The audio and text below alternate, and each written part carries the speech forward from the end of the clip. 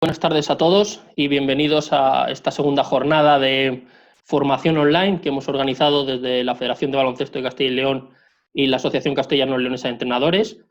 El fin que tenemos es compartir con vosotros pues, estos días de confinamiento en casa, intentando sacar el mayor provecho para nuestro deporte.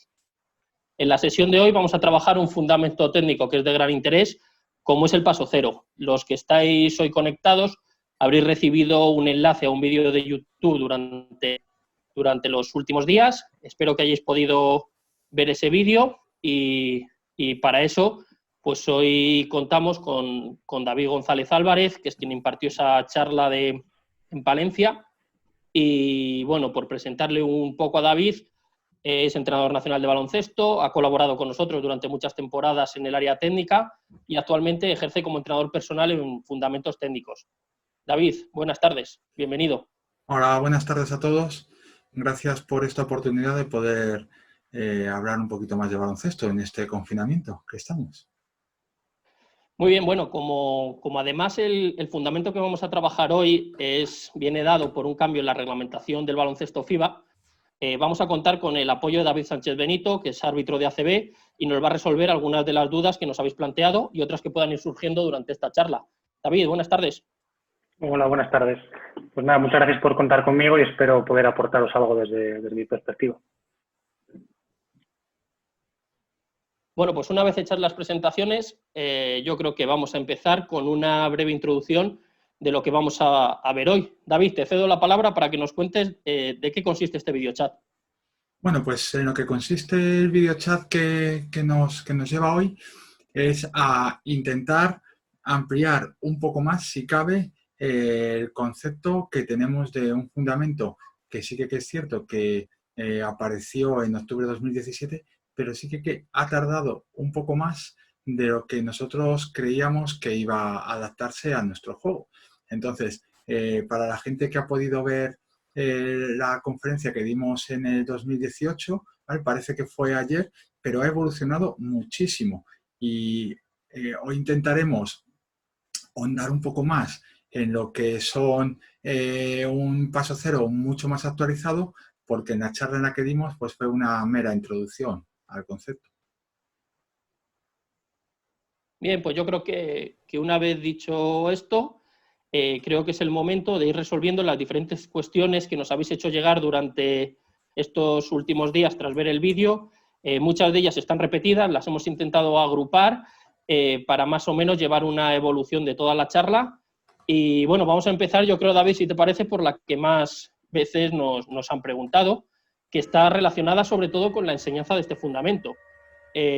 Algunos nos dicen que si hay que enseñarlo en Benjamín, si hay que enseñarlo en minibásquet, cómo es la trayectoria en la que tenemos que enseñar el pasero, es decir, cuándo y de qué manera empezamos a entrenarlo, y después avanzaremos sobre ese fundamento que reduce el trabajo de salidas y recepciones en el aire, que también parece que había bastantes dudas. Así que si te parece, David, empezamos por esta parte de qué se enseña, cuándo se enseña y cómo se enseña.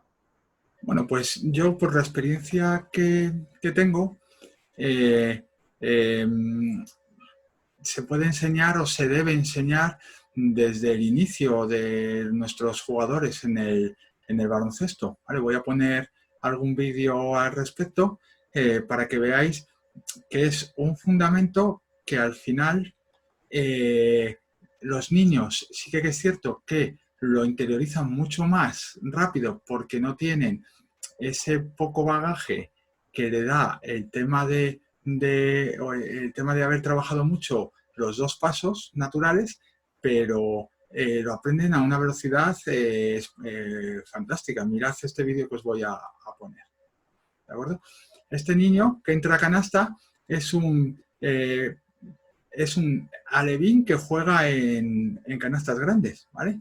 Este chico, fijaros, ¿de acuerdo? Esto ya es una categoría un poquito más mayores, ¿vale? En donde la evolución se ve pasmosa, como hace una finta de paso atrás para tirar. Esta es una chica que es de Ponce, Valladolid, que es una cadete de primer año, ¿vale? O sea, los vídeos que vamos a estar viendo en esta charla van un poco relacionados con lo que yo me estoy encontrando y con la realidad que yo estoy viendo. Y la realidad que yo estoy viendo es que es un fundamento que se puede trabajar desde el inicio, ¿vale?, a la categoría que sea, a la senior. No hay ningún tipo de problema. Pero ¿cómo recomiendas tú ese paso? ¿Con qué tenemos que empezar? ¿Con qué empezamos y en qué categoría? Perfecto, pues os voy a poner otro vídeo porque ese paso hay que darlo de una manera un poco escalonada, sobre todo en jugadores que ya tienen una categoría cadete, junior o incluso senior, en el que ese jugador lo que va a necesitar es un mayor apoyo metodológico, un mayor apoyo, a lo mejor incluso, por decirlo de alguna manera, no sé cómo decirlo, hay que darle un mayor valor al aprendizaje que un jugador que lo va a ir interiorizando poco a poco, que son los casos de los pequeños. ¿Y tú crees que desde que ha salido el paso cero hay que reducir el trabajo de las salidas? El trabajo de recibir el balón en el aire, todo este trabajo que se ha hecho durante mucho tiempo, sí. ¿Tú crees que esto afecta? Yo creo que no afecta, porque la norma, luego le podremos preguntar a David, pero la norma o la nueva normativa con el paso cero no implica que lo anterior ya no se pueda hacer si es ilegal. Se puede seguir trabajando recepción en salto, se puede seguir trabajando recepción con los dos pies en estático, ¿vale? Lo que sí que nos da este nuevo fundamento es infinidad de movimientos, infinidad de un enriquecimiento tan grande que nos va a hacer que nuestro baloncesto crezca exponencialmente bárbaro. Os voy a poner otro vídeo para que veáis situaciones de salidas con jugadores seniors ya, ¿vale? Mirar todo el espacio que está ganando en esa salida abierta con la salida del paso cero.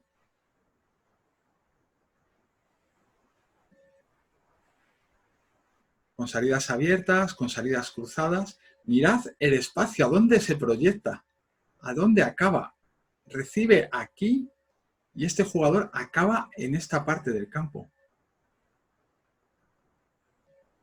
Incluso si el jugador estuviera por línea de fondo, nos da la posibilidad de cambiarlo para atacar el aro por el centro.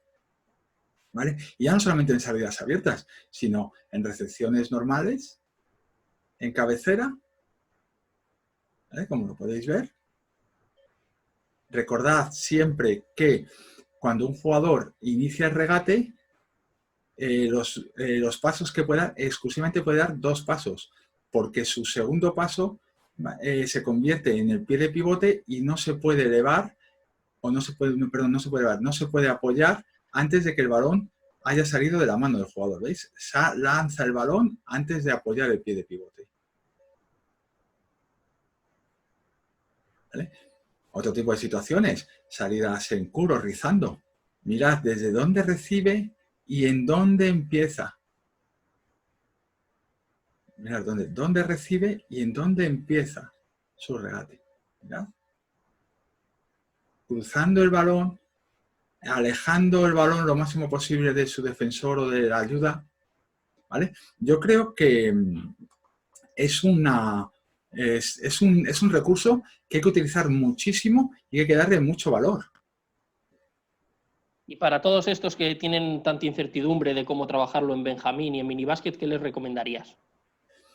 Pues que generalmente por lo que me traslada la gente cuando hablo con ellos y cuando voy a hacer algún trabajo específico con algún entrenador, sobre todo en categorías inferiores, es que es un recurso que les cuesta mucho explicar, yo creo que por desconocimiento propio. Entonces todo lo que desconocemos generalmente nos cuesta mucho ponerlo en práctica, ¿vale? Y sobre todo ellos, el miedo que tienen es la sensación de que este nuevo fundamento se le van a pitar de una manera ilegal, se van a pitar como pasos. Entonces, prefieren no dedicar recursos de tiempo, de material en este recurso porque saben que ahora mismo con la norma antigua les sirve para seguir ganando, ser competitivos en sus encuentros y no miran un poco más adelante, que es en la progresión del jugador.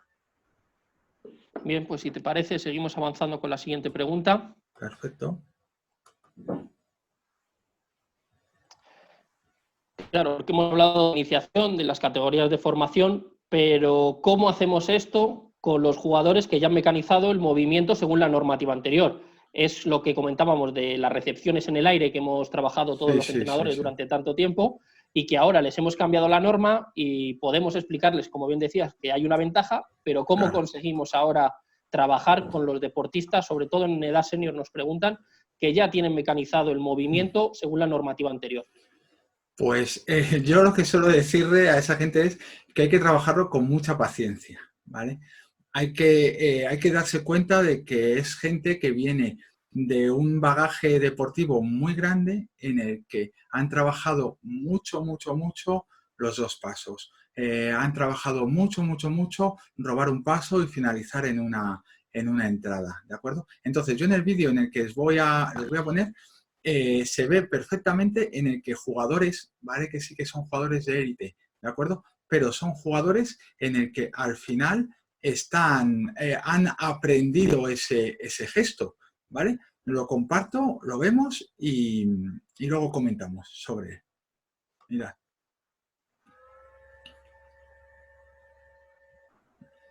Muchos entrenadores me dicen, no, en categorías inferiores es mucho más fácil que la gente aprenda. No, no es verdad. Todo jugador tiene la capacidad, ¿vale?, de interiorizar este gesto, ¿de acuerdo?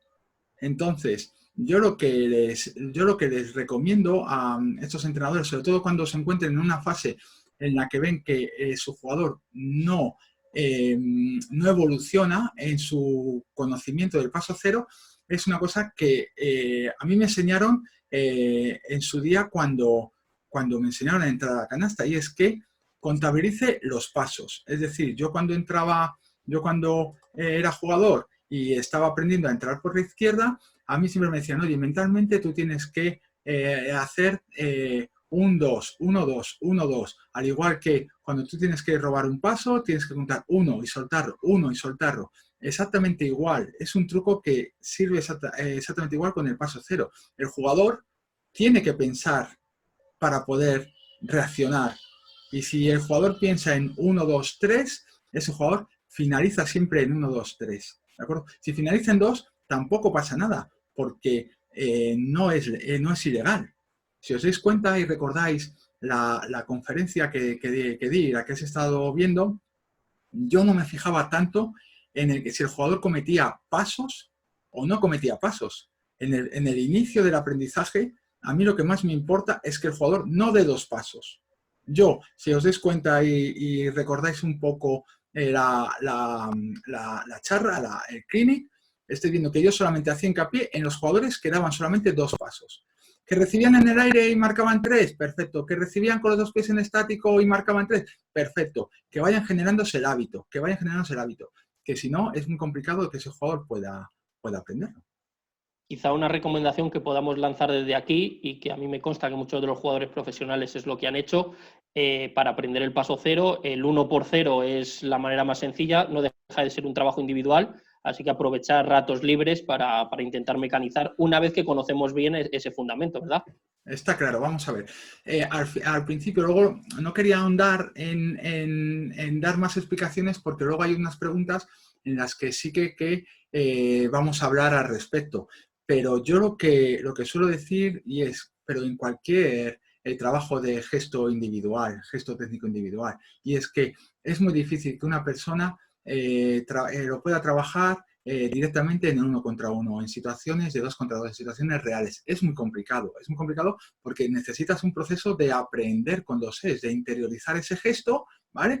Hacerlo en espacios muy amplios, en espacios muy grandes, en el que el jugador se sienta cómodo y lo pueda desarrollar. Si pretendemos que en una competición de tiro, en una competición de unos contra unos, ese jugador aprenda un fundamento como el paso cero, es impensable. Vamos, yo todavía no me he encontrado ningún jugador que lo pueda realizar.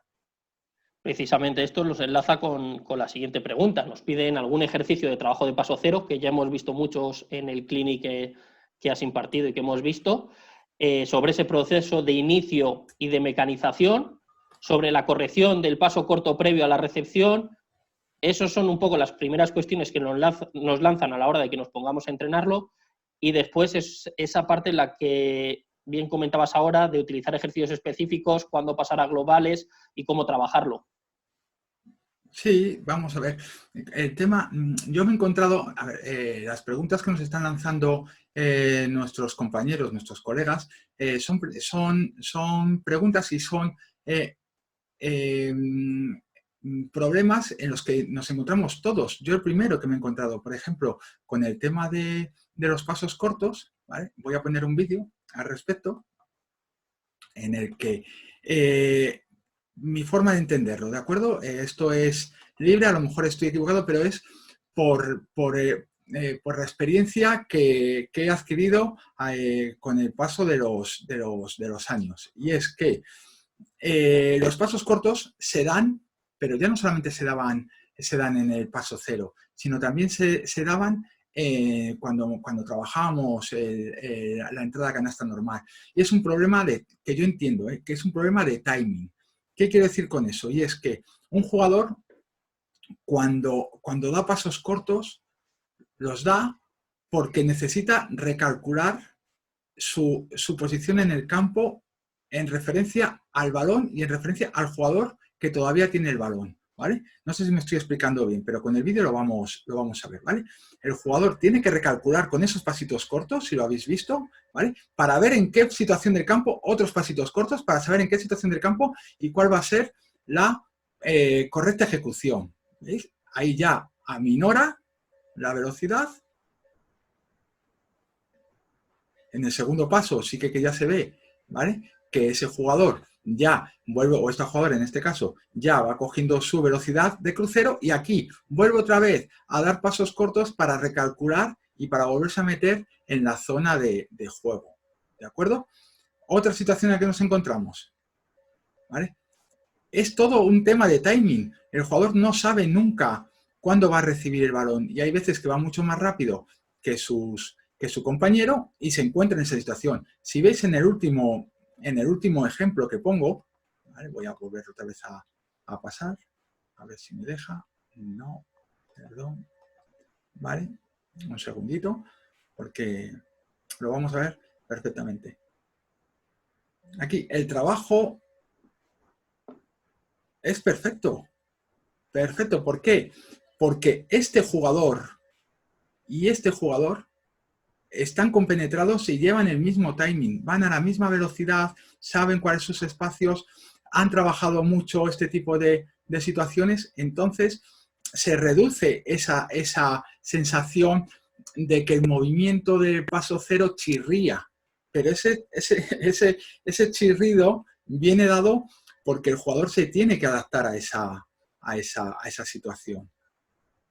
Sobre los ejercicios que nos preguntan, has comentado que tenemos que, para enseñarlo, ir al fundamento puro y duro, trabajo 1x0. Entiendo que habrá que pasar por las diferentes situaciones que podemos trabajar con el paso cero. Claro. Luego, ¿cómo lo integramos en la globalidad de un entrenamiento? ¿Es mejor intentar esforzarse porque sea el fundamento del paso cero principal en un ejercicio global, o simplemente dentro de la globalidad de nuestro entrenamiento, donde trabajamos varias opciones, corregimos también el paso cero? Yo soy muy partidario en trabajarlo primero en situaciones de 1x0, en el que el jugador o la jugadora, ¿vale?, trabaje situaciones en las que se vaya a encontrar cómodo y que luego vaya a poder desarrollar, ¿de acuerdo? Aquí estamos viendo el trabajo en equipo. ¿Por qué? Porque el jugador necesita que ese gesto salga natural. Es como cuando aprendes a montar, a conducir, ¿vale? Al principio tienes que interiorizar el cambio de marcha, el mirar por el espejo, todo esto. ¿Por qué? ¿Y por qué lo hacemos en situaciones en esplanadas grandes? Pues porque yo necesito primero mi espacio, ¿vale? Para poder trabajar y entrenar esos movimientos que luego los voy a tener que hacer de una manera prácticamente sin pensar, ¿de acuerdo? Voy a seguir viendo el vídeo para que lo veáis, ¿vale? Situaciones en las que un jugador encuentre su espacio, vaya encontrando la manera de poderlo trabajar. Por eso yo soy partidario de que siempre se tenga que trabajar primero en situaciones de 1x0, ¿de acuerdo? Y luego, cuando veamos que ya los jugadores ya tienen un cierto bagaje, ¿vale? Que podamos trabajar en situaciones en las que, por ejemplo, en este caso que pongo, situaciones de defensas lastradas. ¿Qué llamo yo a defensas lastradas? Pues situaciones en las que el jugador o la jugadora, en este caso, se encuentre en una situación en la que le están defendiendo, pero a un ritmo completamente diferente al que le haría un rival o un defensor en una situación real. Más situaciones en las que yo suelo incidir, situaciones en las que el jugador, ¿vale? Ya con un defensor, el jugador tenga que tomar una decisión. Y en función a cómo se mueva su defensor, yo voy a trabajar, ¿vale? Pues, por ejemplo, una situación que he querido poner es una situación muy sencillita, en la que el jugador, ¿vale? Pues trabaja una situación de step back o una situación de alejarse del jugador, ¿vale? Y luego ya, una vez que vamos mejorando y mecanizando muy bien el ejercicio, pues ya yo les permito que ese jugador ya vaya con una defensa un poquito más fuerte, ¿vale? Pero siempre que haya una evolución desde el 0, pasando por el 1, por el 2, que no nos saltemos plazos, porque si al final nos saltamos plazos, al final el aprendizaje del gesto no es el correcto. Comentabas en el clip que hemos visto que un fundamento tan novedoso como el paso cero requeriría más de 1 hora para verlo y se quedaron muchos fundamentos sin ver en esa sesión. Por eso nos han trasladado en varias ocasiones también la consulta siguiente, que es cómo trabajamos el paso cero en la pintura, los objetivos, los movimientos y la metodología para aprovechar esta nueva normativa con los jugadores interiores o con movimientos interiores. Vamos a ver, muchas preguntas de las que nos hemos encontrado en nuestros compañeros para la hora de hacer esta charla y muchas preguntas que me encuentro cuando damos los cursos de iniciación de primer nivel o cuando vamos a dar alguna charla en algún clínico o alguna cosa. Y es que siempre me preguntan cómo trabajarías el paso cero en la pintura. Muy sencillo, llevando a un trabajo de 3 pasos cualquier otro gesto que hemos trabajado hasta ahora. Es decir, os voy a poner un vídeo para que lo veáis, ¿de acuerdo? ¿Qué diferencia encontramos? ¿Vale? ¿Qué diferencia? Un segundito, que se me ha salido. ¿Qué diferencia encontramos en estos ejercicios, en estos ejemplos que pongo, con lo que estábamos haciendo hasta ahora? ¿Qué diferencia? La única diferencia que estamos encontrando es que estamos utilizando el nuevo recurso, pero todo el mundo con postes o con hombres grandes, incluso con hombres pequeños, trabaja dentro de la pintura, todo el mundo recibe en el poste bajo, todo el mundo hace labores de pivot. Metodológicamente hay que trabajarlo exactamente igual como se está trabajando hasta ahora, que se ha estado trabajando muy bien. Lo único es que hay que meter el concepto nuevo en el que el jugador va a poder dar 3 pasos, ¿de acuerdo? ¿Veis cómo está? Es lo único que cambia de los ejemplos que estoy poniendo, es que el jugador da un paso más que el que daban hasta antes de octubre de 2017. A lo mejor estoy equivocado y a lo mejor hay que buscar una metodología diferente o hay que buscar unos ejercicios completamente distintos o hay que buscar... Yo me baso por la eficiencia y por la eficacia. Y la eficiencia y la eficacia me dice que si son buenos ejercicios para trabajarlos en situaciones de 2 pasos, adaptándolos al paso cero, tienen que ser buenos para trabajarlos en el paso cero. ¿No veis? Volvemos entonces a lo que decías antes, de que lo importante es organizar esos 3 apoyos, esa recepción en movimiento, y a partir de ahí llevarlo a todas las formas posibles. Eso es que yo no, a lo mejor mucha gente me dice, David, es que yo pensaba que cuando has venido a trabajar con mis chicos, que ibas a trabajar. No, vamos a ver, que yo no te voy o sea, yo no tengo una varita mágica o el ejercicio ideal. Yo no estoy capacitado para inventar. Yo cojo un concepto, veo qué ejercicios son buenos, cómo lo puedo adaptar a ese ejercicio y lo desarrollo y lo llevo a la máxima, o sea, a lo máximo que se pueda. ¿Para qué me voy a volver loco en buscar ejercicios nuevos si los que ya hay son buenos? Es mi opinión, ¿eh? O sea, daros cuenta que tanto en el clinic que dimos en Palencia como las respuestas que estoy dando ahora mismo, estoy hablando desde un punto de vista muy personal, ¿vale? Pero muy personal de lo que a mí me resulta y de lo que a mí me ha servido. Bueno, muy personal, pero como especializado en el tema. Bueno, sí, pero a lo que me refiero es que muchas veces viene gente a verme o me llama gente y me pregunta, oye David, pero si es que vale, sí, pero dime algún ejercicio. No, este ejercicio, ya, pero sí, pero este ejercicio para el paso cero, pues claro, lo puedes desarrollar exactamente igual. Que será lo mismo y aquí sí que podría entrar David a explicarnos, será lo mismo que su reeducación o la reeducación del árbitro que hayan tenido con el paso cero. O sea, como pitaban bien y ahora lo único que tendrán que hacer es adaptarse a la nueva forma de visionar los vídeos, a la nueva forma de aprender, a la nueva forma de entrenar entre ellos. Será exactamente la misma, lo único que con un concepto completamente nuevo. Claro, si te parece, le preguntamos a David Sánchez sobre esa llegada del paso cero al mundo arbitral, cómo lo ven ellos también. Perfecto. Pues, por ejemplo, lo que decía ahora Davo, para nosotros un poco, al principio es sorprendente. Cuanto más, todos estos ejercicios que ponía ahora, cuanto más los compliquen, a nosotros, yo en principio lo veo y me explota la cabeza, porque es en plan, uff, ¿qué ha hecho? Entonces, nuestra reeducación es ver muchos vídeos, incluso intentar nuestros movimientos para ver qué es legal y qué no es legal, y sobre todo eso, ver vídeos y ver situaciones para acostumbrarnos a ver algo que para nosotros es extraño. Entonces, el primer punto de reeducación para nosotros es, que siempre ha sido así, pero ahora más importante es, cuando vemos algo extraño, no hay que sancionar. Lo importante es, si no tenemos claro qué ha hecho el jugador, no podemos sancionar. Porque todo el mundo puede entender que yo no vea algo que ha ocurrido. Un ejemplo fácil, si un jugador pisa fuera y no lo veo, la gente puede entender que yo no haya visto la fuera. Ahora bien, si un jugador se queda a 5 centímetros de la línea y yo pito fuera, nadie puede entenderlo. Por lo mismo con los pasos. Yo creo que es más comprensible para todo el mundo, para espectadores, jugadores, entrenadores, que un jugador haga pasos y yo no los vea, pero lo que no es comprensible es que un jugador haga un gesto técnico que ha estado entrenando, que ha estado trabajando, que lo ha interiorizado, que haga un gesto perfecto y que llegue yo y sancione pasos.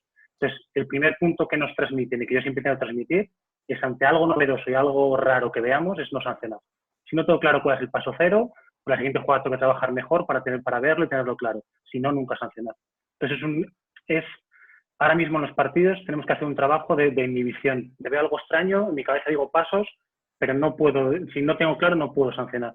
Entonces, sobre todo es un trabajo de eso, de veo, analizo y si no tengo claro, no sanciono. Pero es complicado y cuanto más los jugadores, cuanto más entrenen, ahora mismo estamos en un nivel básico.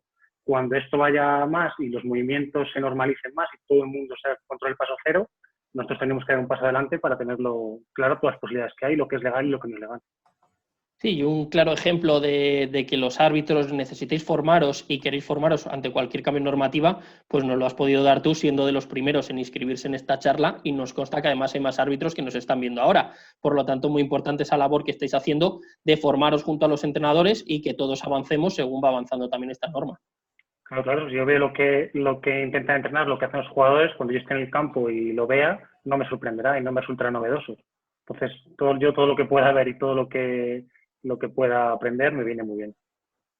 Bien, pues si os parece pasamos a la siguiente cuestión, que es otro fundamento técnico que no se pudo ver en el clinic y sobre el que nos han preguntado, que es precisamente el fundamento del mano a mano. Los matices en este movimiento, la reglamentación cómo lo permite, si es legal el movimiento del mano a mano y su aplicación práctica. Perfecto. Pues es un concepto muy interesante, ¿vale? porque la gente sigue pensando que tiene un matiz de reglamentación o una legalidad de movimiento completamente diferente a la actual.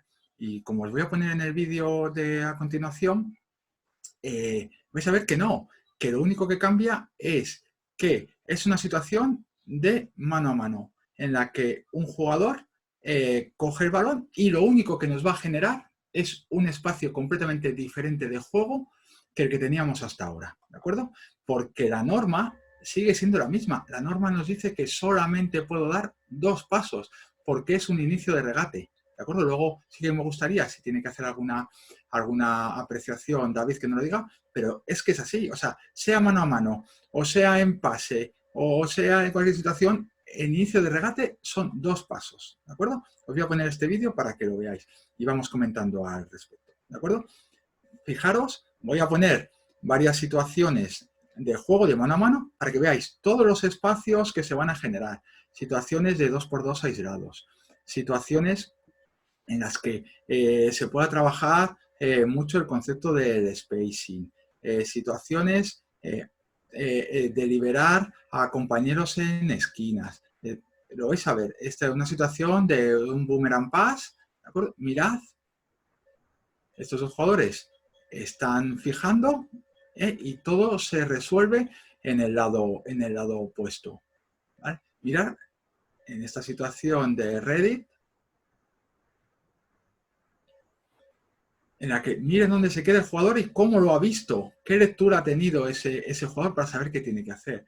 Situaciones como estas, ¿vale?, enriquecen muchísimo el juego, porque van a abrir muchísimo más el campo, abren mucho más el campo y dejan a jugadores y esquinas mucho más liberadas, ¿de acuerdo?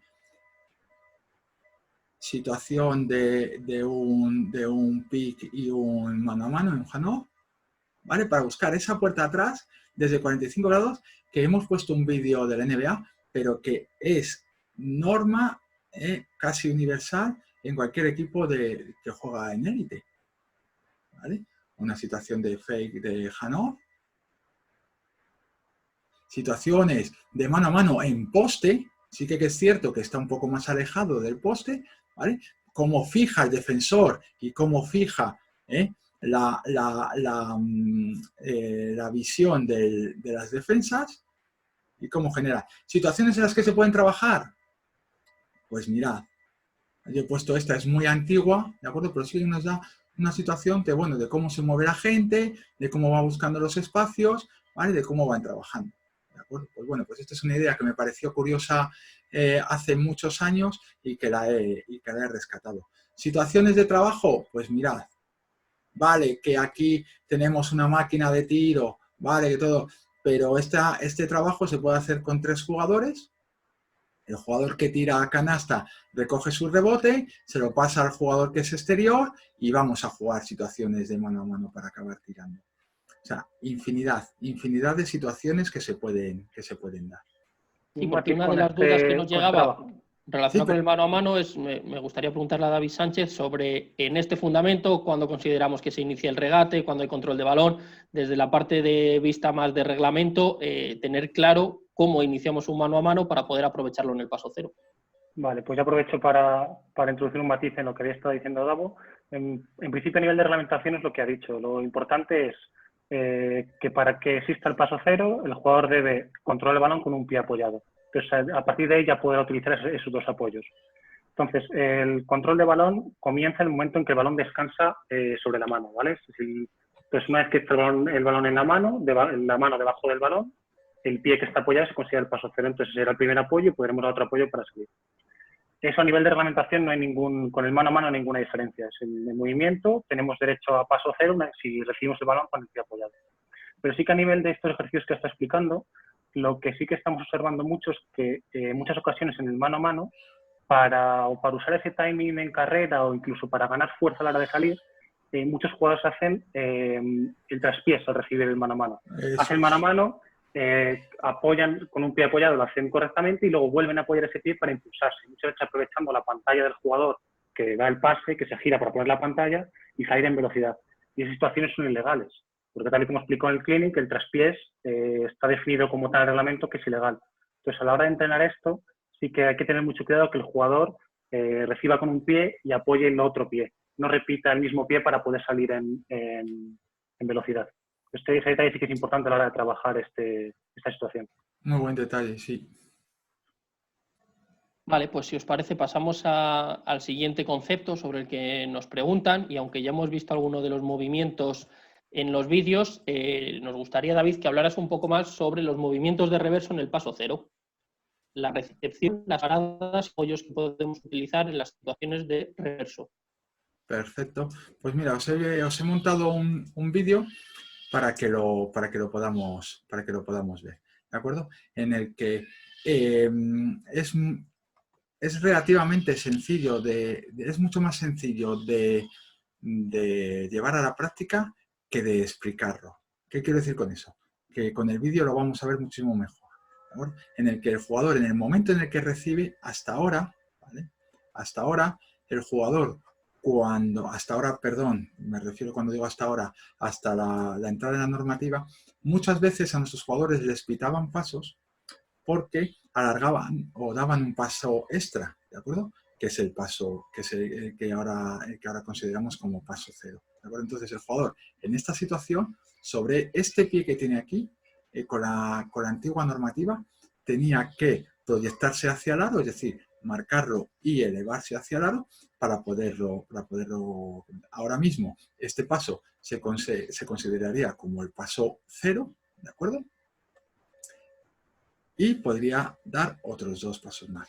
¿Cómo lo podemos realizar? Pues en infinidad de movimientos y adaptarlo a infinidad muchas veces coartamos mucho la creatividad de los jugadores, pero muchas veces, o cada vez, a lo mejor me voy a meter en un jardín, pero yo creo que cada vez el jugador es menos creativo. Antes veíamos más básquet, antes probábamos más cosas. Ahora el jugador, salvo excepciones, son jugadores menos creativos que los de hace unos años.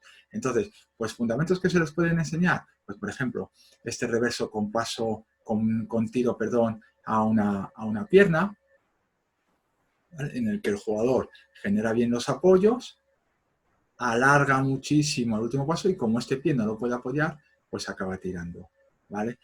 Pero ya los estamos viendo, ya lo estamos viendo.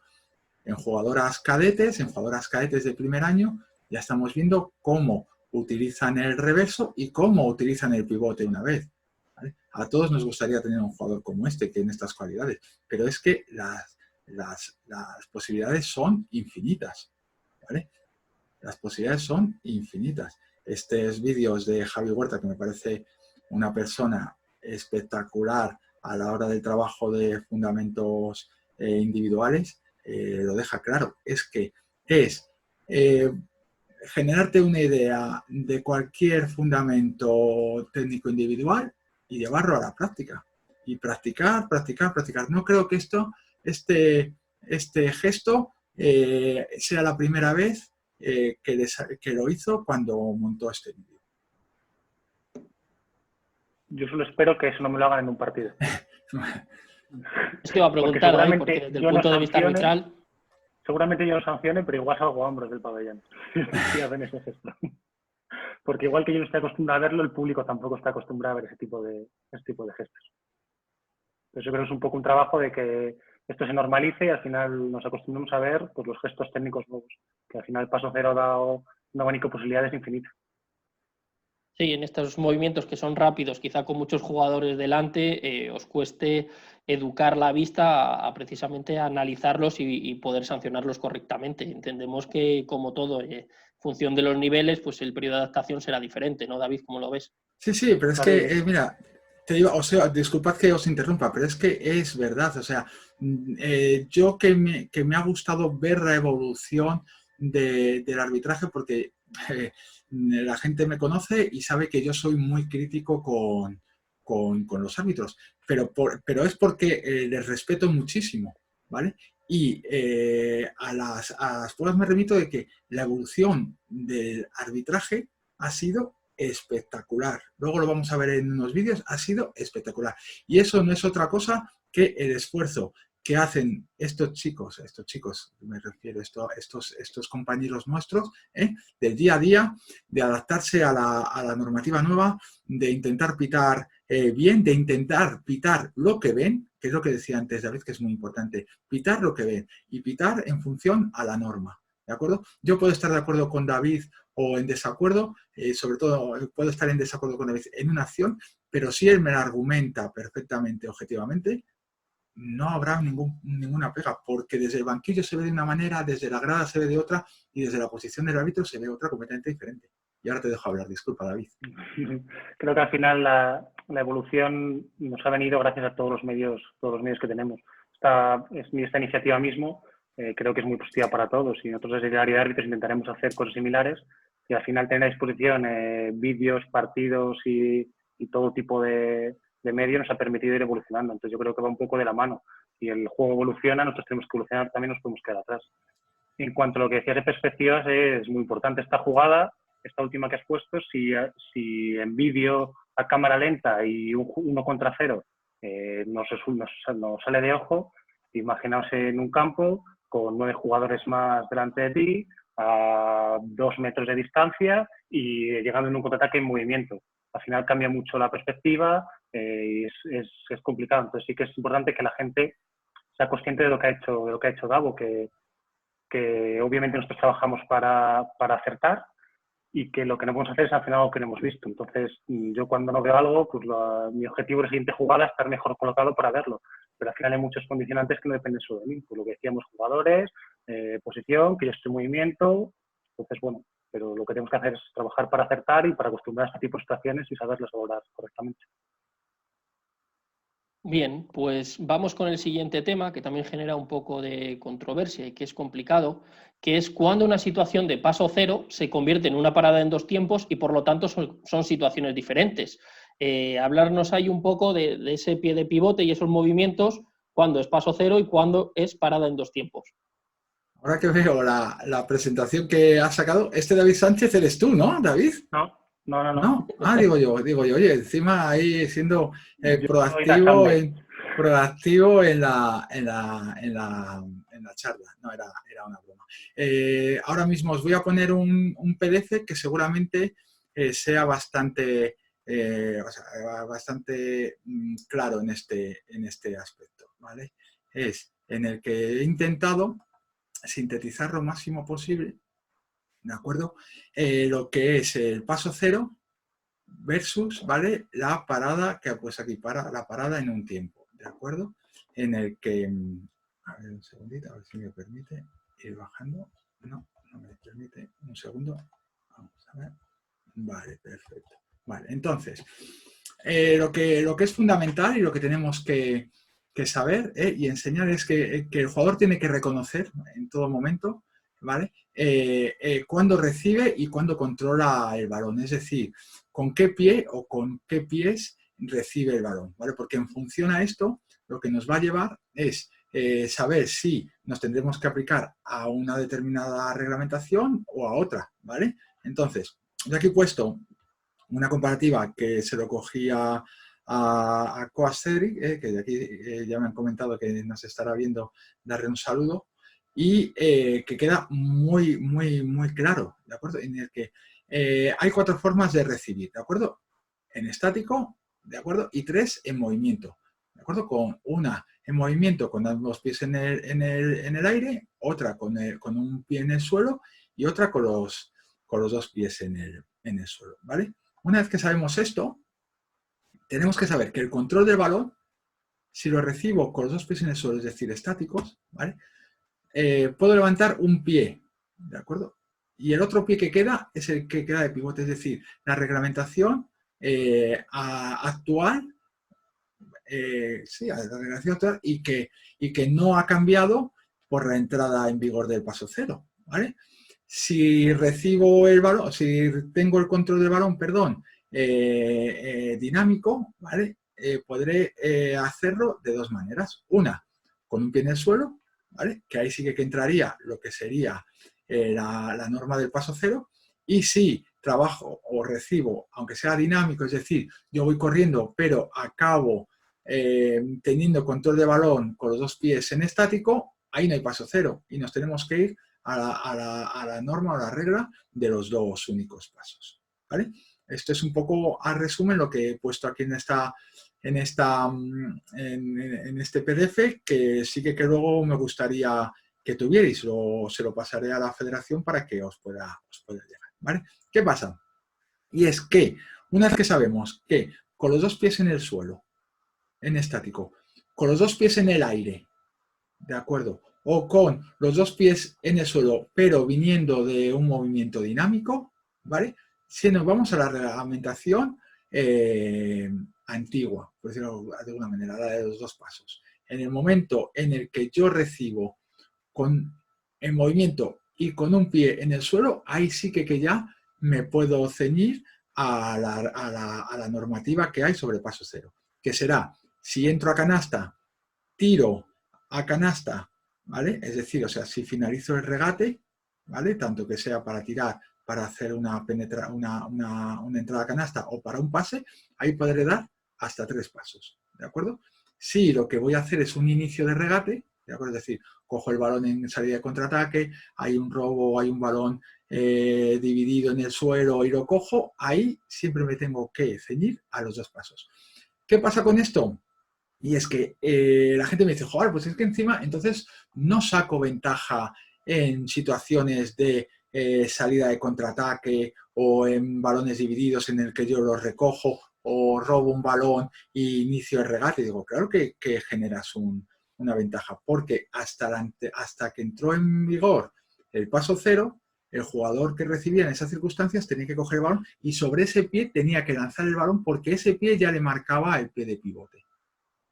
No sé si ha quedado lo suficientemente claro, pero he intentado ser lo más conciso posible. Si me permitís añadir un detalle, a nivel teórico es perfecto, o sea, es tal y como viene en la reglamentación.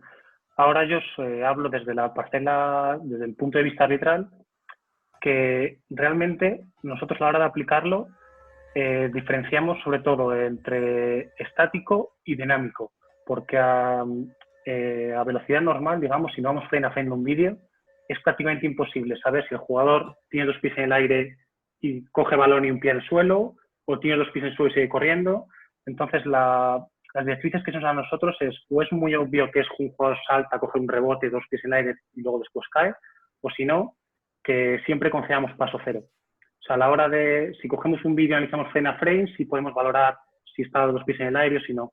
Pero a velocidad normal en un partido, realmente si el jugador está en movimiento, tendemos a conceder ese paso cero, salvo que sea muy exagerado, que coge el balón y después ya apoya un pie. Porque a nivel visual es muy complicado determinar si es control un pie o un pie y controla, o 2 pies en el aire y después cae. Entonces, sobre todo nos insisten en que tenemos que ser generosos con el paso cero. Sobre todo yo entiendo que es ahora, sobre todo al principio, hasta que acostumbramos a la mente y a la vista a la nueva norma, pero sobre todo que hay que ser que si la reacción es dinámica, conceder paso cero. No estar tanto al detalle de si es control y pie o pie y control. No sé si me explico. Sí, esto precisamente va al hilo con la siguiente pregunta, la que has empezado a contestar ya, y que creo que bueno, va principalmente enfocada a ti para que nos cuentes cómo veis el paso cero desde el punto de vista arbitral, si consideras que los árbitros están preparados para decidir correctamente el fundamento. Bueno, preguntan sobre el acierto y el error que hay ahora mismo sobre el fundamento del paso cero. Vale. Pues en cuanto... Sí, perdón. Yo como sí, no, arbitral, sí, vale. Empieza tú, por favor. Pues yo diría que a nivel teórico sí que estamos preparados, sobre todo porque desde la temporada anterior a que se implantase ya estábamos trabajando sobre la norma. Yo veo un vídeo y soy perfectamente capaz de saber si es paso cero o si no. Ahora bien, el problema es lo que os comentaba antes. En pista, a la hora de verlo, pensad que yo llevo arbitrando 15 años, antes estuve jugando desde los 6, entonces yo toda la vida he trabajado con la regla antigua. Entonces yo estoy viendo un partido o estoy arbitrando y veo 3 apoyos y en principio me hace clic en la cabeza y pienso pasos. Y el trabajo que tengo que hacer es lo que os decía antes, un trabajo de inhibición de no, espera, paso cero. Entonces, es lo que os decía antes, lo básico es no sancionar por sensaciones, porque me parece que son pasos. Entonces, lo primero que tenemos que hacer es no sancionar si no lo tenemos claro. Y luego ya analizar si somos capaces en el momento para decidir.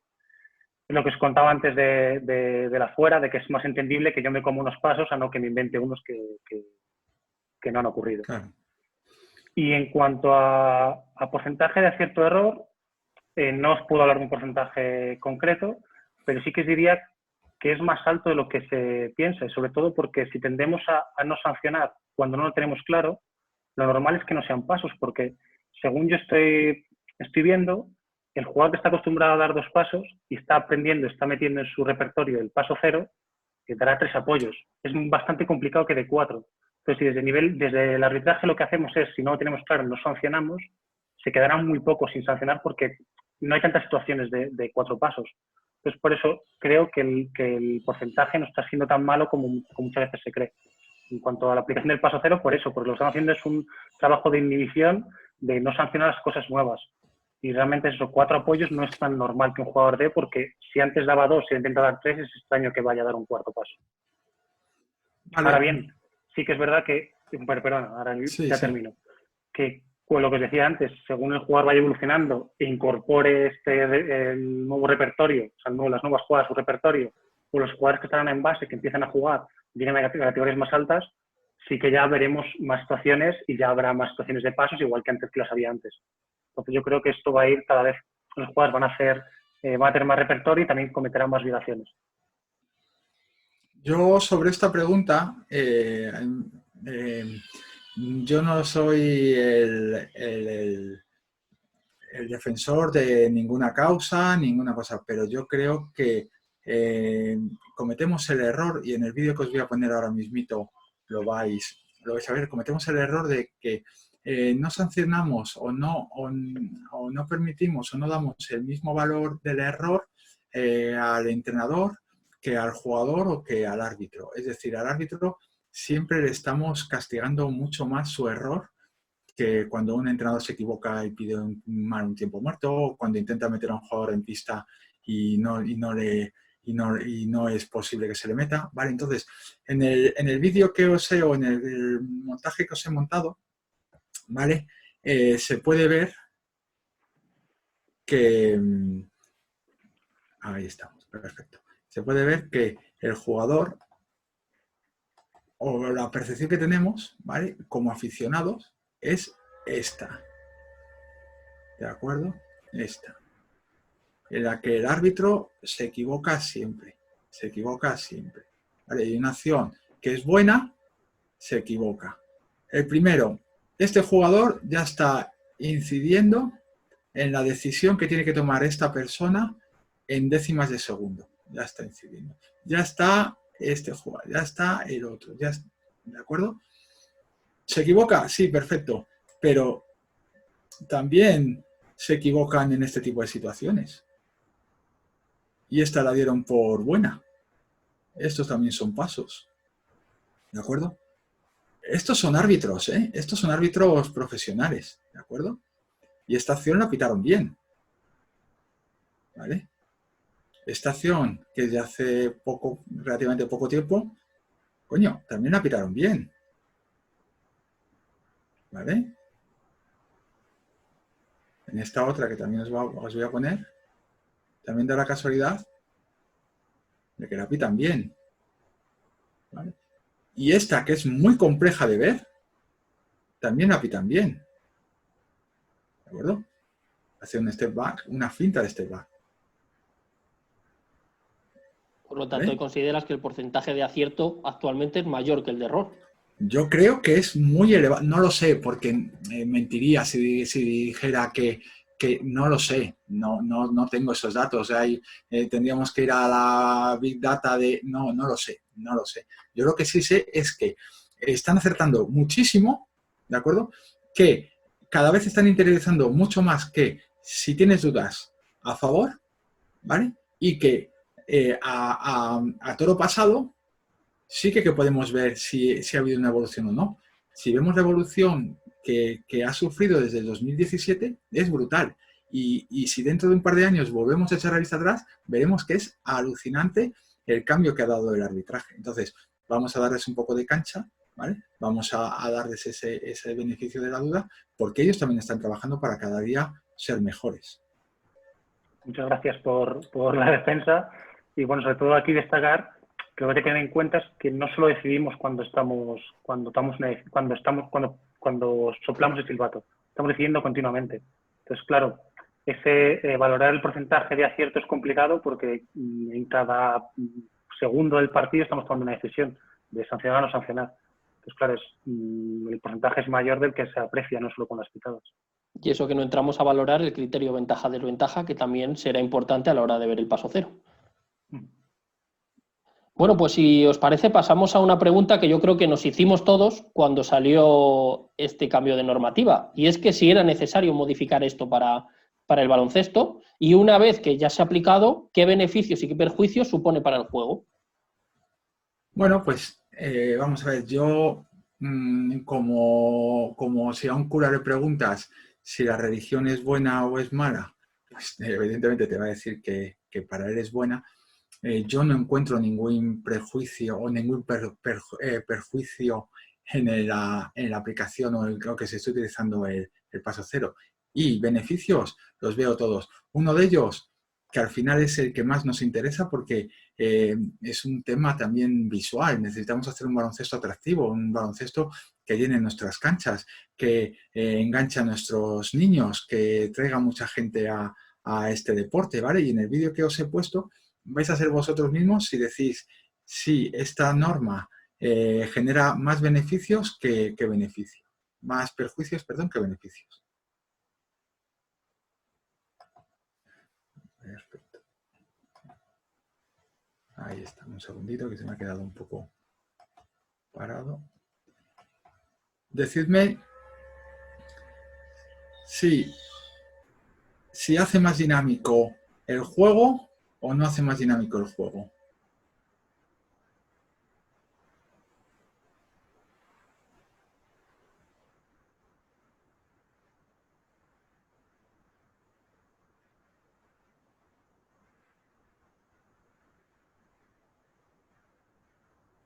Abre muchísimo más los espacios, genera pues, que se enriquezca mucho el tema ofensivo. Pero por contra está complicando las defensas.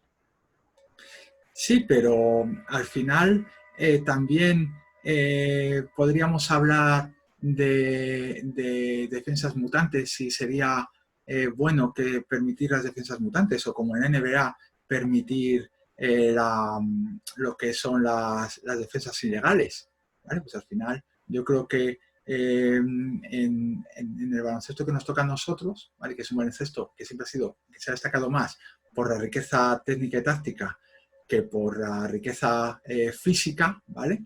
De acuerdo, cada vez tenemos más riqueza física, pero que, como os digo, siempre se ha caracterizado por ser un baloncesto muy rico técnico y tácticamente.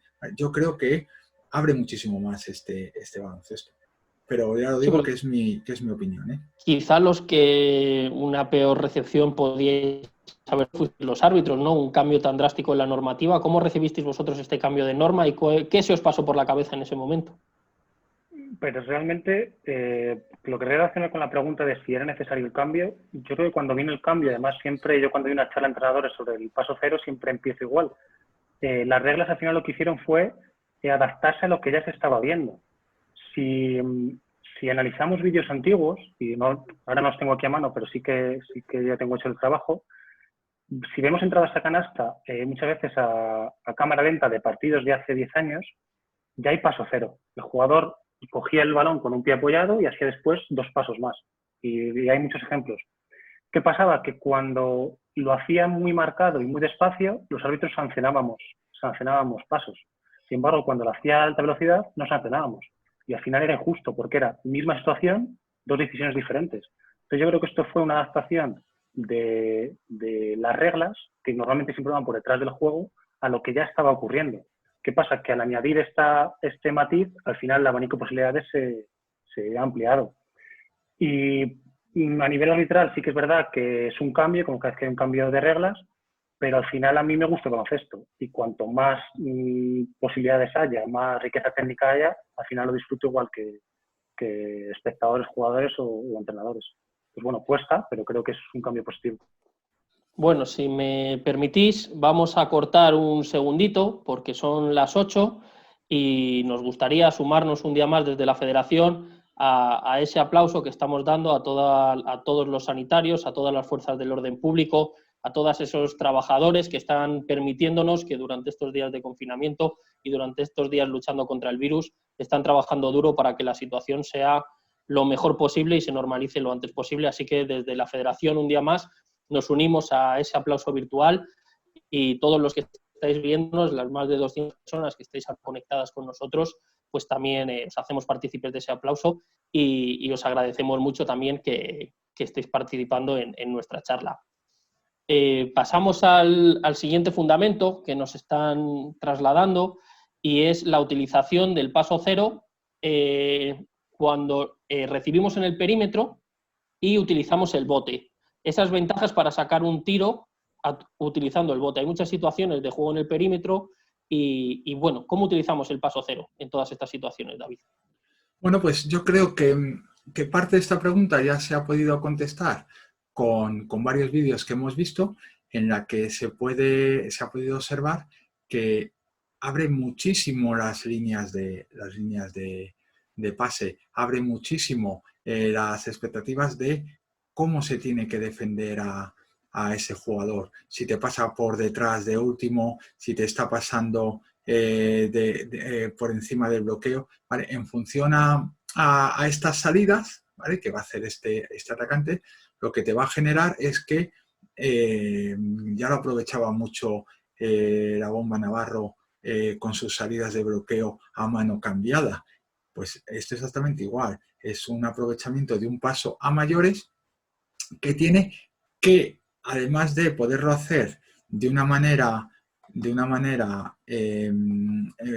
vertical al aro, te da posibilidades de apertura 45, te da posibilidades de apertura 90 grados, incluso el poderte tirar atrás, porque aunque en su día se dijo que modificar la línea de 3 puntos y echarla más hacia atrás iba a generar que los jugadores no acertaran, que los jugadores tuvieran menos porcentajes, que se tirara menos, cada vez estamos viendo que, como bien explicó el otro día David Barrio, que con el gesto del dip, ¿vale? Ese gesto, ¿vale? De subida se puede tirar prácticamente desde cualquier parte del campo. Os voy a poner al hilo un vídeo que es diferente, que he querido meter otro diferente, para que veáis el espacio que se genera una persona. Este vídeo ya lo vimos en su día, o sea, en la charla, y lo habéis tenido en la charla colgada, ¿vale? Pero sí que me gustaría puntualizar alguna cosa al respecto, ¿vale? Es un exjugador de Salamanca, en el que me parece que el trabajo que hizo en su día fue muy interesante, ¿de acuerdo? En el que este jugador, ¿vale? Si veis, el primer paso es este, ¿de acuerdo? Mirad ya la ventaja, lo que está generando.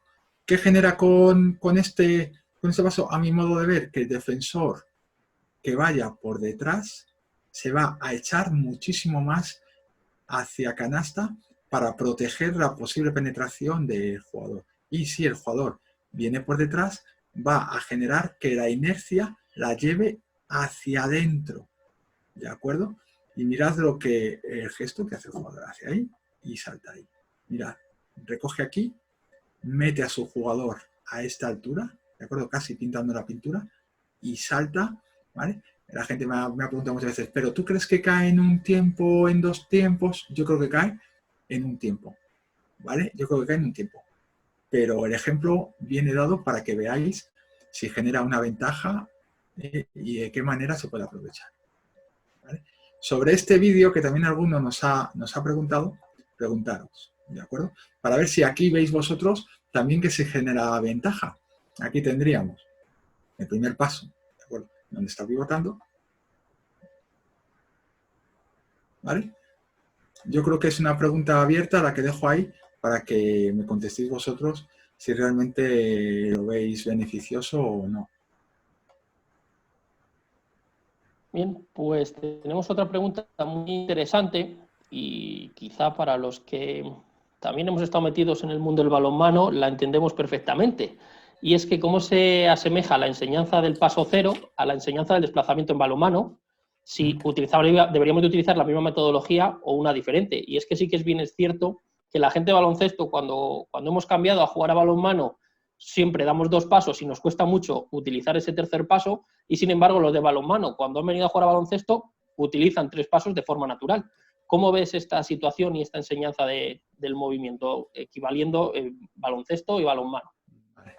Yo soy un profano en el tema del balonmano, entonces yo hablo desde mi ignorancia, ¿de acuerdo? Y yo, por lo que he visto, ¿vale? Por lo que he visto, no sé por qué no me deja compartir un segundito, por favor. Por lo que he visto es que no tiene ningún tipo de... ¿Se ve en la pantalla el vídeo que he puesto? Esperad un segundito. Vale, voy a ver qué ha podido pasar, porque yo lo dejaba aquí abierto. Vale. Voy contestando la pregunta, ¿de acuerdo? Y es que no me deja compartir el vídeo, no sé por qué. Vale, os voy contestando la pregunta, y es que a mi modo de ver, sí que es cierto que les genera una ventaja a la gente que viene del balonmano, porque ellos están habituados a o han trabajado el tema del paso, el tema de dar los 3 pasos, ¿de acuerdo? Pero de cara, vamos a ver, ya sé por qué no me deja, pero de cara a enseñar el paso a través de cómo trabaja un jugador de balonmano sus 3 pasos, yo no lo veo.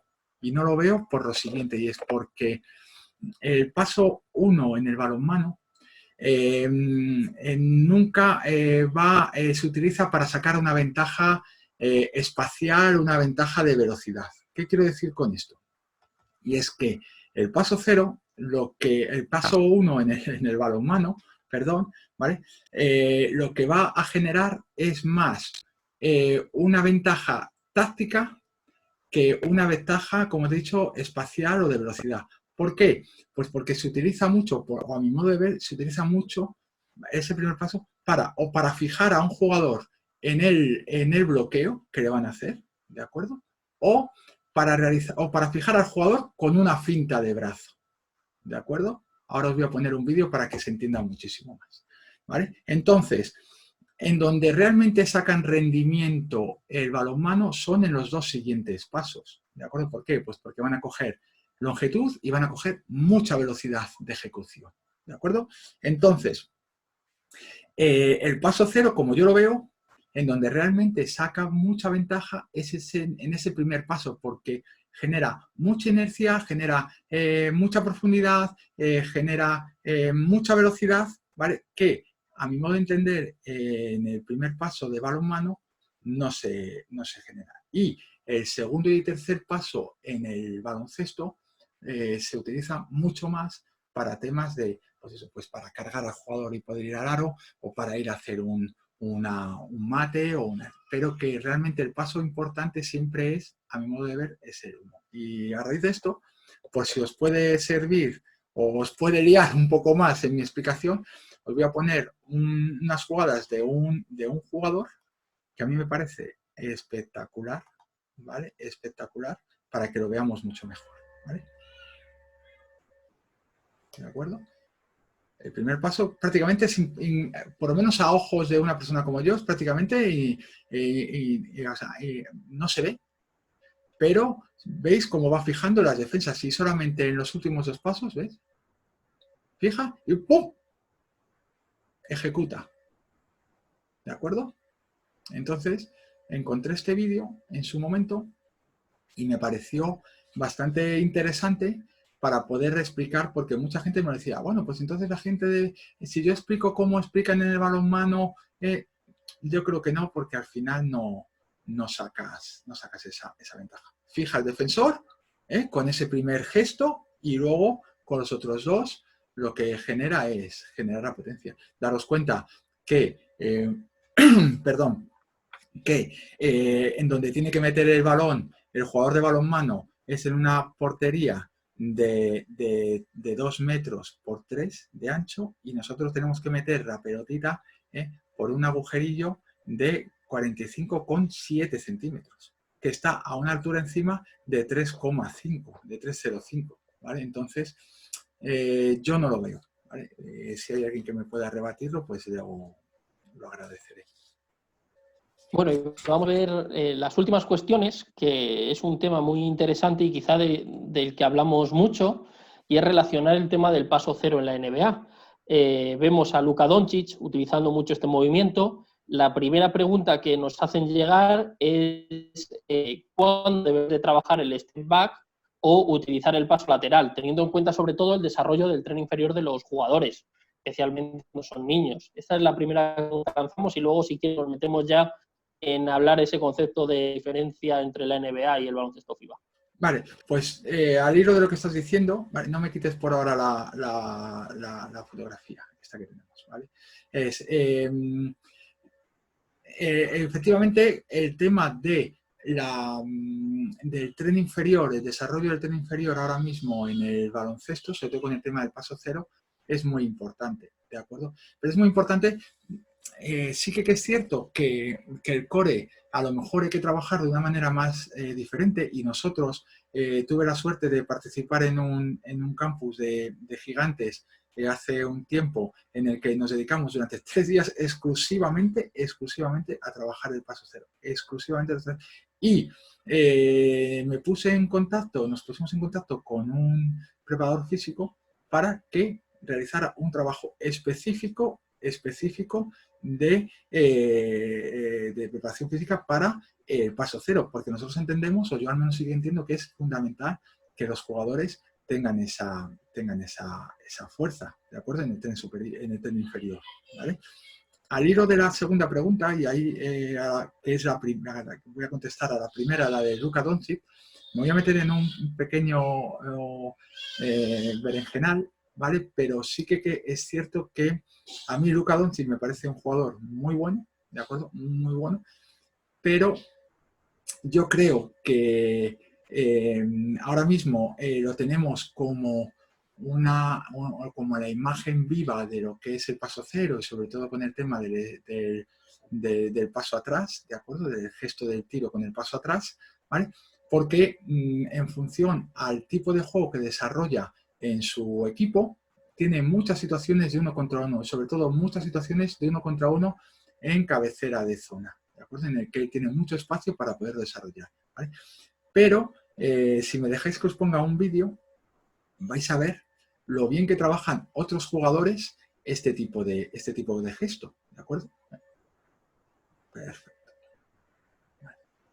Sí, porque es cierto que hemos visto vídeos de Luka Doncic que con paso cero es incluso capaz de sacar 2 de distancia con su defensor para generarse un tiro. Como bien decías antes en uno de los vídeos, con ese movimiento te puedes generar más espacio con la defensa y precisamente con Luka Doncic ahí circulando ese tipo de vídeos donde se ve la distancia que es capaz de sacar al defensor. Eso es, pues mira, os pongo este vídeo para que lo veáis. Efectivamente, a mí Luka Doncic es un jugador que me gusta mucho porque luego me voy a adelantar un poco y es un jugador de trabajo del step back, ¿vale? Del tiro con un paso atrás, muy puro, muy europeo, ¿vale? Por eso nos encanta tanto, ¿vale? Por eso nos encanta tanto. Y vemos mucho más tosco, pues este tipo de gestos que hacen otros jugadores de la NBA, ¿de acuerdo? ¿Vale? Y ahora no quiero desvelar la siguiente pregunta, ¿vale? La respuesta a la siguiente pregunta, porque va encaminado a esto. Efectivamente, pues Luka Doncic es un jugador que ha desarrollado este fundamento o lo ha llevado a la máxima expresión, ¿de acuerdo? Pero hay otros jugadores, como estáis viendo, que también lo trabajan muy bien en la NBA. ¿Por qué decía que me voy a meter en un berenjenal? Porque para mí el jugador que mejor trabaja y que mejor ha trabajado y que mejor ha sabido aprovechar el tema del paso atrás para tirar es Rudy Fernández, ¿vale? Mientras que va llegando los vídeos, ¿vale? Os cuento un poco la situación. Rudy Fernández ya en sus inicios ya trabajaba este tipo de fundamento, el paso hacia atrás para poder tirar. cuando se fue a la NBA en el 2018, en el 2008, ¿vale? Tuvo la suerte que en la NBA apareció una cosa que llamaron Gather Step, ¿de acuerdo? ¿Vale? Y que él lo llevó a la máxima expresión hasta el 2012, que se volvió, perdón, 2012 sí, que se volvió, creo, a España, que fue el año en el que se volvió para acá. Y lo ha seguido desarrollando, ¿vale? Y se ha seguido utilizándolo una vez que en el 2017 entró en ¿vale? La clave, ¿por qué me gusta a mí mucho Rudy Fernández haciéndolo? Porque yo creo que la clave del tiro hacia atrás, ¿de acuerdo? Es el primer paso. Tener la suficiente velocidad, ese látigo, ese latigazo que mete de cadera, para poder llegar a dar, ¿vale? A presentar. ¿De acuerdo? Y que yo creo también muchas veces que Luka Doncic habrá visto, habrá hablado mucho con Rudy y le habrá enseñado pues todo lo que Rudy sabe y lo que ha podido aprender Luka.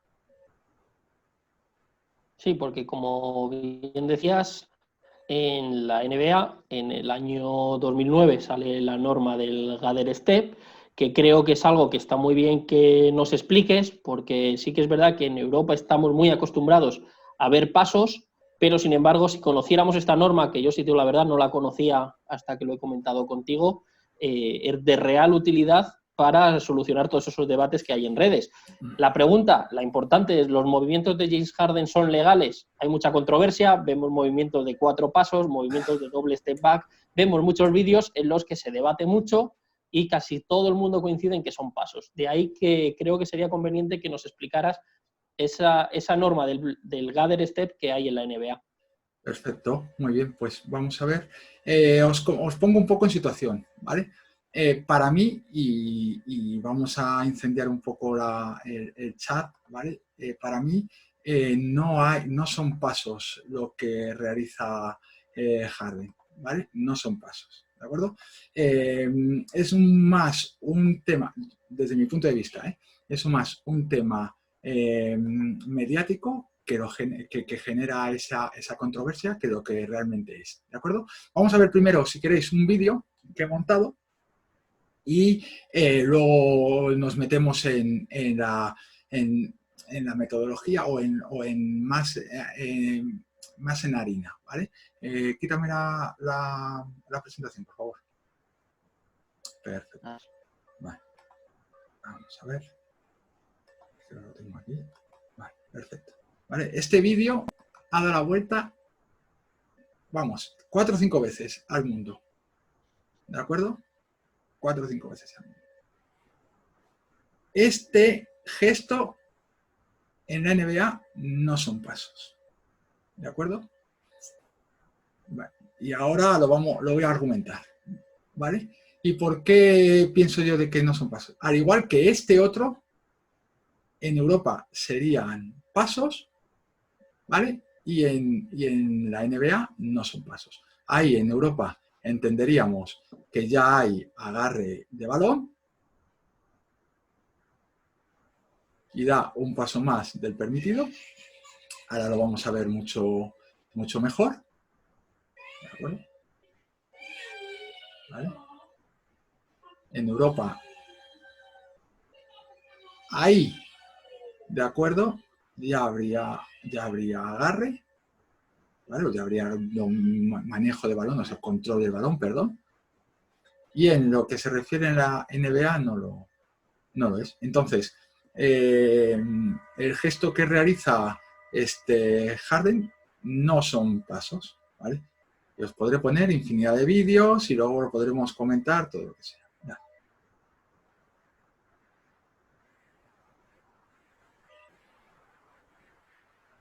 ¿Vale? ¿Por qué no son pasos? Pues por lo siguiente. Y es porque entendemos que ha salido ya. Ha salido un PowerPoint, sí. Sí, ha salido, ¿vale? En el que, un segundito, ¿vale? A ver si lo reconoce. Vale, en el que hay que diferenciar entre lo que es el paso cero y el Gather Step, ¿vale? Nuestro articulado ya lo hemos estado viendo y ya lo hemos visto, en el que, a ver, ¿por qué no? ¿Vale? En el que el paso 0 nos lo marca, que nos deja dar 2 pasos, ¿vale? Más para detenerse, pasar, lanzar. Esto lo tenemos claro porque ya lo hemos visto, ¿vale? El gather step, ¿en dónde viene reflejado? Pues viene reflejado, salvo que yo me haya equivocado, en la regla 9, sección 13 del artículo B del reglamento de la NBA. Y nos dice que un jugador que recibe el balón mientras está progresando o al completar un regate puede realizar 2 pasos para detenerse, lanzar o pasar. ¿De acuerdo? ¿Qué quiere decir con esto? Pues que mientras que un jugador está avanzando, es decir, se está desplazando, ¿vale?, debe de soltar el balón para comenzar su bote antes de meter su segundo pie, ¿vale? ¿Por qué digo esto? Y es porque, como he dejado aquí bien reflejado, el primer paso para ellos ocurre cuando un pie o ambos pies tocan el suelo después de ganar el control del balón, ¿vale? ¿Por qué he resaltado ganar el control del balón? Porque gather, disculpadme mi inglés que no es muy bueno, pero significa reunir, controlar, ¿vale? Controlar, y gather step es el pie de control. ¿Por qué digo esto y por qué lo resalto? Y es porque la regla del gather step lo que permite es que a la hora de recepcionar o de parar se aproveche ese pie que ya está posicionado o pretende estarlo para que de manera correcta dar otros 2 pasos. ¿Qué no permite? Lo que no permite es dar 3 pasos, ¿vale? Sino que considera que a la velocidad a la que un jugador se mueve y se desplaza con un balón en las manos, con un balón en las manos, cuando va a recepcionar, ¿vale?, no es posible realizar los 2 pasos estándar que nosotros en el baloncesto FIBA entenderíamos como tal, ¿de acuerdo? Entonces, lo que permite la regla del Gather Provision es que da la opción de alargar la captura del balón hasta el máximo permitido. Es decir, permite el slide motion, ¿de acuerdo?, mientras sus pies se están deslizando, ¿de acuerdo? Y hasta que ese jugador no para, no considera que ese jugador marca 2 pasos. No sé si lo he explicado bien o a lo mejor me he liado un poco, pero quizás yo creo si lo podemos ver ahora con un vídeo, uno de esos movimientos, sí, tras la aplicación de la norma, a lo mejor queda mucho más claro. Sí, lo pongo ahora mismito y lo vemos. Yo quería que lo viéramos primero, ¿vale?, y que luego comentara la norma y lo volviéramos a ver. Lo volviéramos a ver otra vez, porque yo creo que es interesante. Y ahora, salvo a alguna persona pues que a lo mejor pues o no tenga la capacidad de no quiera verlo, yo creo que queda bastante claro para todos, ¿de acuerdo? Entonces, fijaros, ¿vale? Ese jugador, ese movimiento de desplazamiento lo consideran ahí hasta que el jugador no deja de hacer ese slide, ¿vale?, ese deslizamiento, ya sea con un desplazamiento de pies o ya sea deslizándose por la pista. En la NBA no consideran que hay agarre de balón o gather, ¿vale?, y no empiezan a contar los 2 pasos. Entonces, empezarán a contar ahí. 1, 2.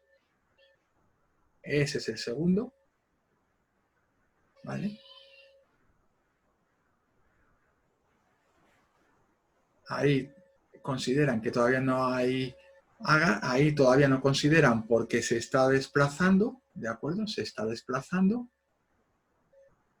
Y ahí, cuando ha marcado este paso y mete este segundo, lo consideran que ha dado los 2 pasos y lo consideran legal, ¿vale?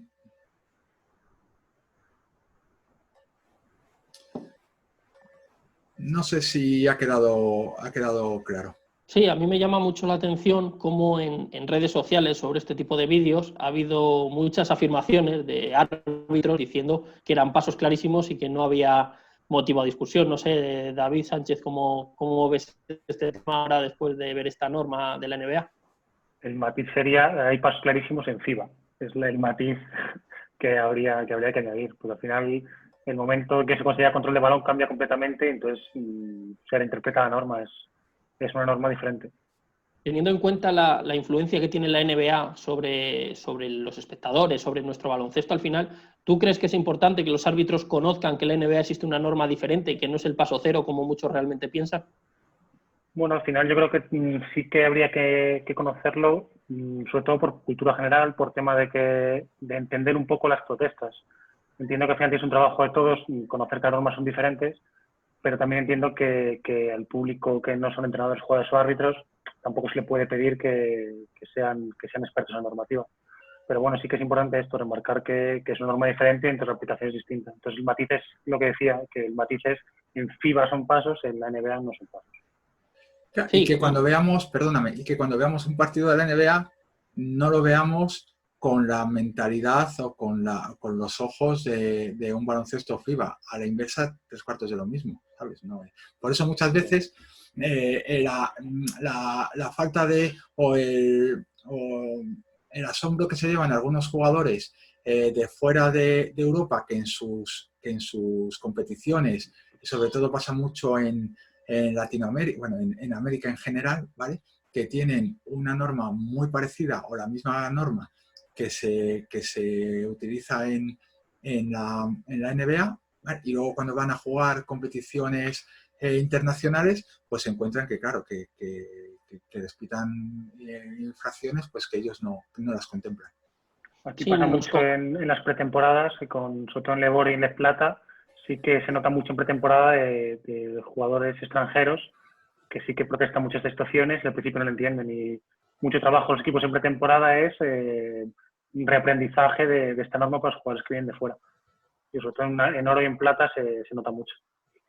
Sí, nos comenta Abelino García en el chat que quizá la diferencia que haya que dar a conocer es que en el baloncesto FIBA el control de balón pasa a ser cuando el balón está sobre la palma de la mano y en la NBA se controla, precisamente ese control pasa cuando está con las dos manos, ¿no? Creo que es así, si no, David, si no me equivoco. No, vamos a ver, a lo mejor entiendo lo que quiere decir Abelino, pero yo creo que no. El jugador, ¿vale? El jugador, mientras se está desplazando, mientras está en el gesto de moverse, ¿vale? La norma te dice que es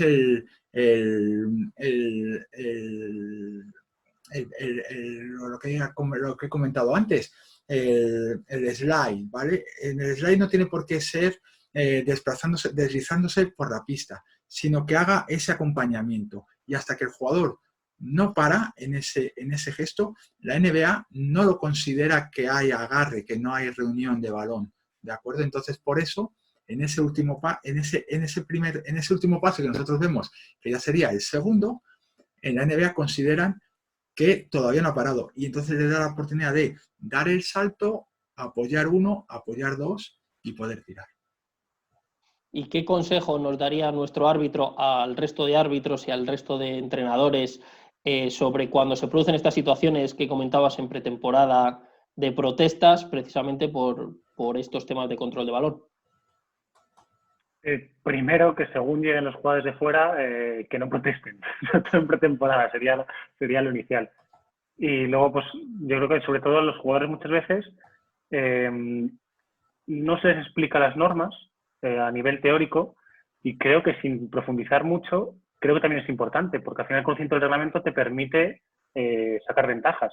Entonces creo que lo primero que habría que hacer es explicar la normativa literalmente a los jugadores. No hace falta que sean expertos, ya os digo, pero sí por lo menos tengan las nociones para que, eso ya lo hablábamos el otro día, que sobre todo si protestan, yo prefiero que no protesten obviamente, pero que si protestan lo hagan con un fundamento y con unas bases, para poder, unas bases razonadas. Así que yo creo que lo primero sería explicar las diferencias normativas a los que vienen de fuera y explicar la normativa en general a todos los jugadores, una base.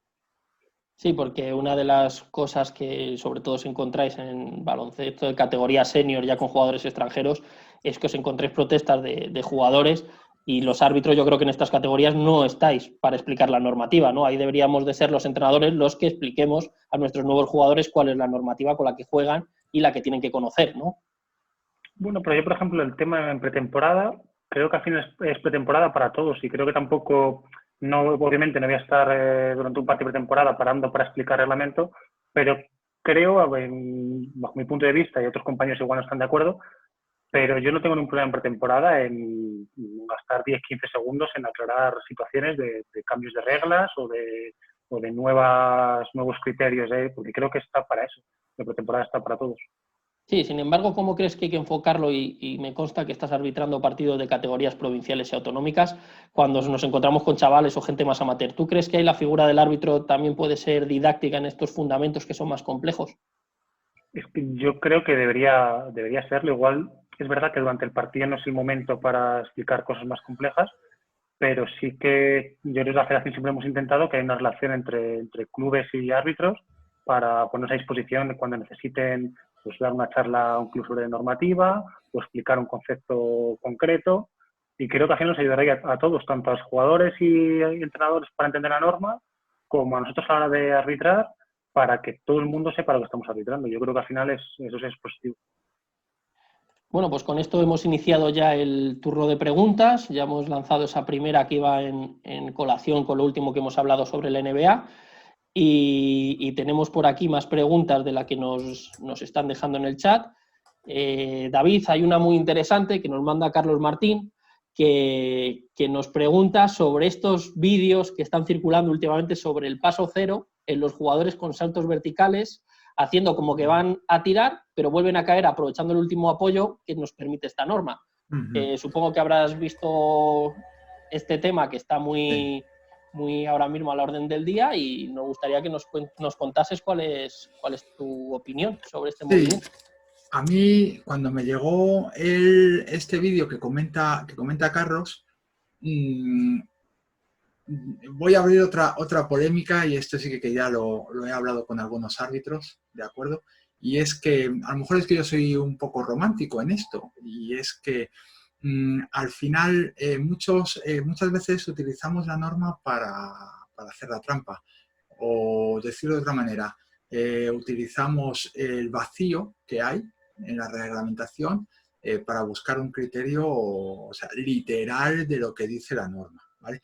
¿Por qué digo esto? Y es porque sobre el vídeo que os voy a poner, que sé que es completamente legal, ¿vale? Y ahora lo vamos a tratar, a mí me da la sensación de que no se debería de permitir este tipo de acciones. No sé si esto día de mañana, cuando evolucione, porque vamos a ver, el vídeo que vamos a ver, perdón, para llegar a verlo en partido real va a ser muy... O sea, vamos a tardar, yo creo que vamos a tardar tiempo en verlo, ¿vale? Entonces, como bien ha dicho antes David, muchas veces la norma va por detrás, o casi siempre la norma va por detrás del juego, ¿vale? Entonces, yo creo que se debería de regular, perdón, porque al final estamos beneficiando a pasear un poco este juego. ¿Por qué digo todo esto y me he puesto tan serio? Y es porque os voy a poner el vídeo, que creo que es el que habla Carlos, ¿vale? En la que en un principio lo que nos pone aquí así a grosso modo es que aterrizar con un mismo en un tiempo, ¿vale? Con los pies en un tiempo, cuenta como un paso, ¿de acuerdo? Entonces, cuando el jugador... No sé, ¿se está viendo el vídeo? Sí. Ah, perdón, que lo he parado, ¿vale? Cuando el jugador hace este gesto, ¿de acuerdo? ¿Vale? Para en un tiempo, ¿de acuerdo? Sí que es cierto que el jugador inicia el pivote, ¿de acuerdo?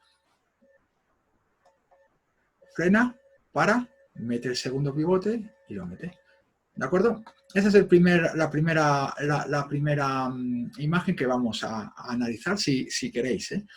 La segunda es en este vídeo, o esta continuación, y en el que nos dice que todos conocemos, ¿de acuerdo?, que la entrada canasta en un único paso, ¿de acuerdo? Perfecto, ¿de acuerdo? ¿Vale? Pero se nos permite aterrizar en un pie con los dos pies puestos Y estas situaciones, ahora luego las veremos.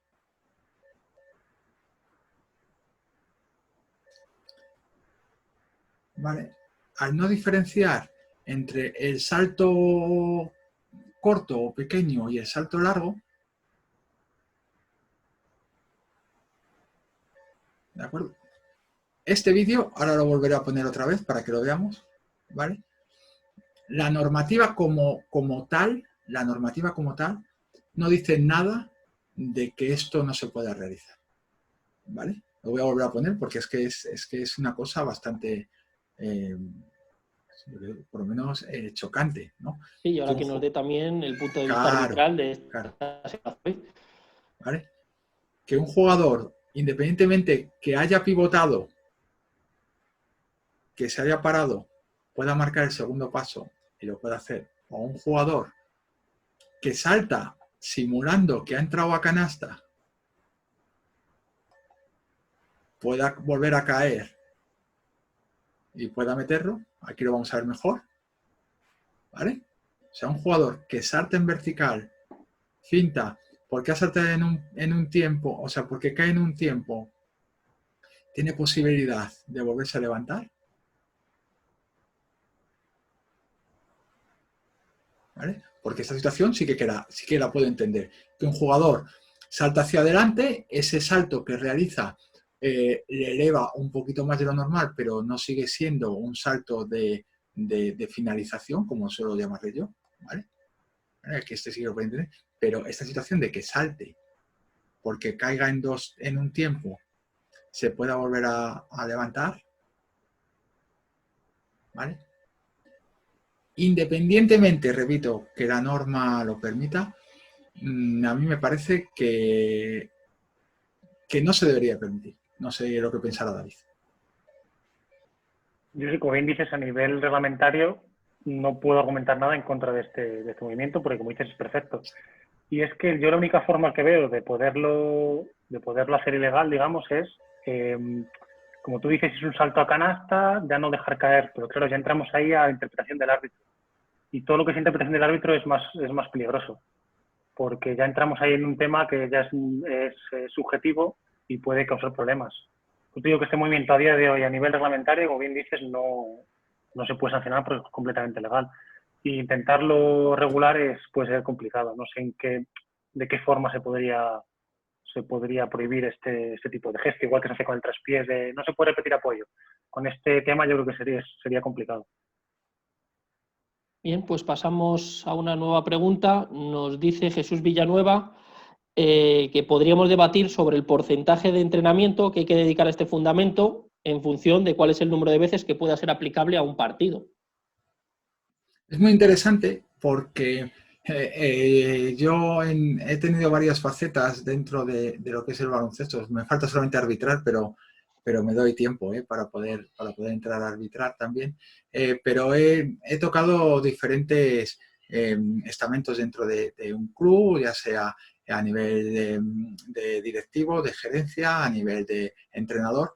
Y a mí siempre la gente me ha preguntado o siempre me ha dicho, David, es que me faltan horas, necesito horas. Al final es un tema de lo que he dicho antes, de eficacia y de eficiencia. Si tenemos claro esos dos conceptos, no se necesita un volumen grande de horas de entreno, ¿vale?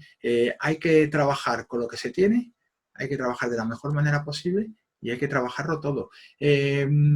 A la pregunta del porcentaje que deberíamos entrenar, pues es complejo porque nos vamos a encontrar, sobre todo ahora al principio, que no está muy interiorizado lo que es la norma, ¿vale? O sobre todo en el juego real, claro que se puede haber 1, 2, 3 acciones en cada partido. Digo, en categorías inferiores incluso ya se están viendo más, como los vídeos que hemos estado viendo. Se acabarán viendo mucho más, ¿de acuerdo? Que porque se trabaje en pocos no tengo que trabajar ese fundamento, pues yo no lo veo así. Yo creo que hay que trabajarlo todo. Independientemente que que en tu book de equipo no trabajes, por ejemplo, el pick and pop, que solamente trabajes el pick and roll, o a la inversa, que trabajes mucho el pick and roll y nada el pick and pop, ¿vale? Hay que trabajarlo, porque es un fundamento que no sabes en cualquier momento lo vas a utilizar. Ya, pero es que no lo he utilizado en toda la temporada, entonces lo quito del porcentaje de minutos de entreno. Yo creo que no hay que ir tanto al minutaje por concepto. Es mi opinión. Y tampoco, si me permitís, que al final también veo mucho baloncesto, tampoco creo que sea tampoco en los partidos. Es verdad que no se les saca ventaja al paso cero, pero en un alto porcentaje de recepciones, en un alto porcentaje de penetraciones a canasta, sí que se está dando el paso cero. Es verdad que, que los jugadores no sacan la ventaja, pero de apoyo de paso cero hay casi en todas las jugadas. Si la gente se fija en tanto las recepciones como una penetración normal, hay paso cero. Es verdad que no son estas jugadas que estamos viendo, sacando ventaja con reversos con tal, pero el paso cero está muy presente. Perdón. Pues sí, vamos a pasar con la siguiente pregunta, que es de Juanjo Nieto, y nos pregunta si haríamos conscientes a los jugadores de esta norma, de sus características específicas, o si directamente habría que entrenar los movimientos de manera adaptada, obviando el contenido de la regla. Yo soy partidario de dar unas premisas, ¿de acuerdo? Y de que el jugador lo entienda. ¿Por qué? Porque yo hasta hace poco, sobre todo en los inicios, yo lo que me encontraba es que explicaba mal el paso cero, ¿de acuerdo? Y en la charla lo he comentado, y es que yo explicaba el paso cero desde el número cero, y entonces el jugador llegaba un momento en el que interiorizaba como el paso cero como par. Entonces, en determinados conceptos o en determinada evolución de su paso cero, se encontraba en el que un alto porcentaje de sus penetraciones acababan en rectificado, porque acababan con el pie cambiado, ¿vale? O les faltaba espacio, ¿de acuerdo? O les faltaba espacio, perdón, o no es que les faltaba espacio, es decir, al dar un paso más, se encontraban con que se comían la canasta o se salían del campo. Desde que lo empecé a enseñar como 3 pasos, el jugador entiende, ¿vale? Entiende que es un número impar y que si yo quiero finalizar con mi mano derecha en paso cero, no puedo iniciar los pasos con mi pie derecho, ¿vale? Porque si hago el paso cero con mi pie derecho, mi finalización natural tiene que ser con mano interior, con mano izquierda. No sé si me explico, ¿vale? Una vez que se interioriza, pues claro que sí, hay que llevarlo al trabajo pues más en volumen, o a un trabajo más de situaciones de toma de decisiones, en el que el jugador se le reduzcan los espacios, en el que el jugador tenga otras interferencias en su juego que afectan a su juego propio, y yo creo que sí, que todo lo que sea ir evolucionando, pero siempre desde una base. No, quizá sea interesante obviarlo un poco en parte, pero sí que el jugador conozca que, como bien dices, lo importante es saber cómo vas a finalizar. Y si para acabar en la posición óptima para realizar esa finalización puedes utilizar 2 o 3 pasos o 1. Ahora tienes esas 3 posibilidades, claro. No ten claro cuál es tu mejor finalización y utiliza la norma en tu favor para conseguir anotar, que es lo que al final se pretende. Y al final yo creo que es un poco lo que decía Davo al principio del tema de que el propio jugador, si conoce la norma, puede ser capaz de él mismo inventar o generar nuevos movimientos. Si no conoce la norma, no sabrá si lo que está haciendo es legal o no legal. Al final, si le das las herramientas, puede desarrollar esa creatividad que hablaba al principio, que se había perdido un poco. Si conoce la norma, el propio jugador puede improvisar o puede realizar nuevos movimientos. Sí, vamos a ver otra pregunta de Francisco Casanovas, que nos dice que si crees que en minibásquet el paso cero no llega a generar dudas en los propios jugadores. Esto lo dice porque en estos 2 años hay una falta de explicación en los niños sobre los pasos de arrancada. Entonces, bueno, ¿cómo debemos de, sobre todo, afrontar esta norma en minibásquet? Pues yo creo que, y no es una crítica, ¿vale? Yo creo que lo primero que hay que hacerse es formarse para poder enseñarlo, ¿de acuerdo? Y yo me encuentro mucha gente que o no lo enseña porque no lo sabe, o lo enseña mal porque desconoce el fundamento, ¿de acuerdo? Entonces, en el momento en el que el entrenador conoce el fundamento, lo explicará de una manera más técnica, lo explicará de una manera más llana, lo explicará, pero al final el jugador lo acabará entendiendo. Y sobre todo en categorías mini, que todavía, o en categorías muy de iniciación, en el que todavía el jugador no tiene muy interiorizado los dos pasos. Es decir, sí que se ha trabajado mucho con ellos y demás, pero que todavía tienen una facilidad muy buena para poderlo trabajar. Y al hilo de esta, si me dejáis que busque un vídeo, si lo encuentro, al mismo tiempo que estamos hablando, os lo explico. Sí, porque en relación, si te parece, sí. añado otra cuestión que nos emite Luis Arturo Martínez, que también está relacionada con la enseñanza de minibásquet, que dice que si es mejor empezar con la entrada a canasta de 2 pasos, como hemos hecho siempre, o que ahora es mejor empezar con esa entrada con 3 pasos. Y si vale la pena enseñar esos gestos técnicos que ahora están limitados con el paso cero. Están relacionadas las dos preguntas, yo creo que a lo mejor lo puedes contestar juntos. Yo soy partidario de enseñar desde el paso cero, ¿vale? ¿Por qué? Porque yo ayer hablándolo con vosotros al respecto, no sé cómo salió el tema, yo os explicaba, os intentaba hacer ver que yo, por ejemplo, cuando fui jugador, y sobre todo en mis inicios, a mí no me enseñaron antes a robar un paso que hacer una entrada normal. Es decir, a mí primero me enseñaron a entrar izquierda-derecha, derecha-izquierda, y una vez que yo tuve interiorizado, sí que ya empezaron a darme otras pautas. Me enseñaron a entrar a un único pie, me enseñaron a cambiar los pasos para acabar finalizando siempre con mano interior. Entonces, yo soy partidario de enseñar el paso cero desde el inicio, incluso antes de cualquier otro, ¿vale? Si se puede antes que cualquier otro, genial. En baby basket, en gente, con aros, con marcas en el suelo, con lo que sea, subiéndole, si están por el lado derecho, subiéndole el calcetín de la pierna izquierda, para que ellos vean que ese es el primer paso que tienen que dar. Que interioricen eso, porque luego será mucho más fácil que ese jugador vaya a hacer una entrada con 2 pasos o vaya a hacer una entrada con 1 paso. ¿Por qué? Porque por experiencia he visto que un jugador que sabe entrar a canasta con 2 pasos y le empiezas a enseñar el paso cero, comete muchos pasos, ¿de acuerdo? Por desconocimiento, ¿vale? Pero el jugador que empieza interiorizando el paso cero, es muy raro verle dar 4 pasos. Podrá dar 2, podrá dar 2,5, podrá dar 1, que es legal también. No nos olvidemos que es legal, ¿vale? Pero es muy raro ver a un niño que tiene interiorizado el paso cero hacer pasos, ¿vale? Entonces, esa es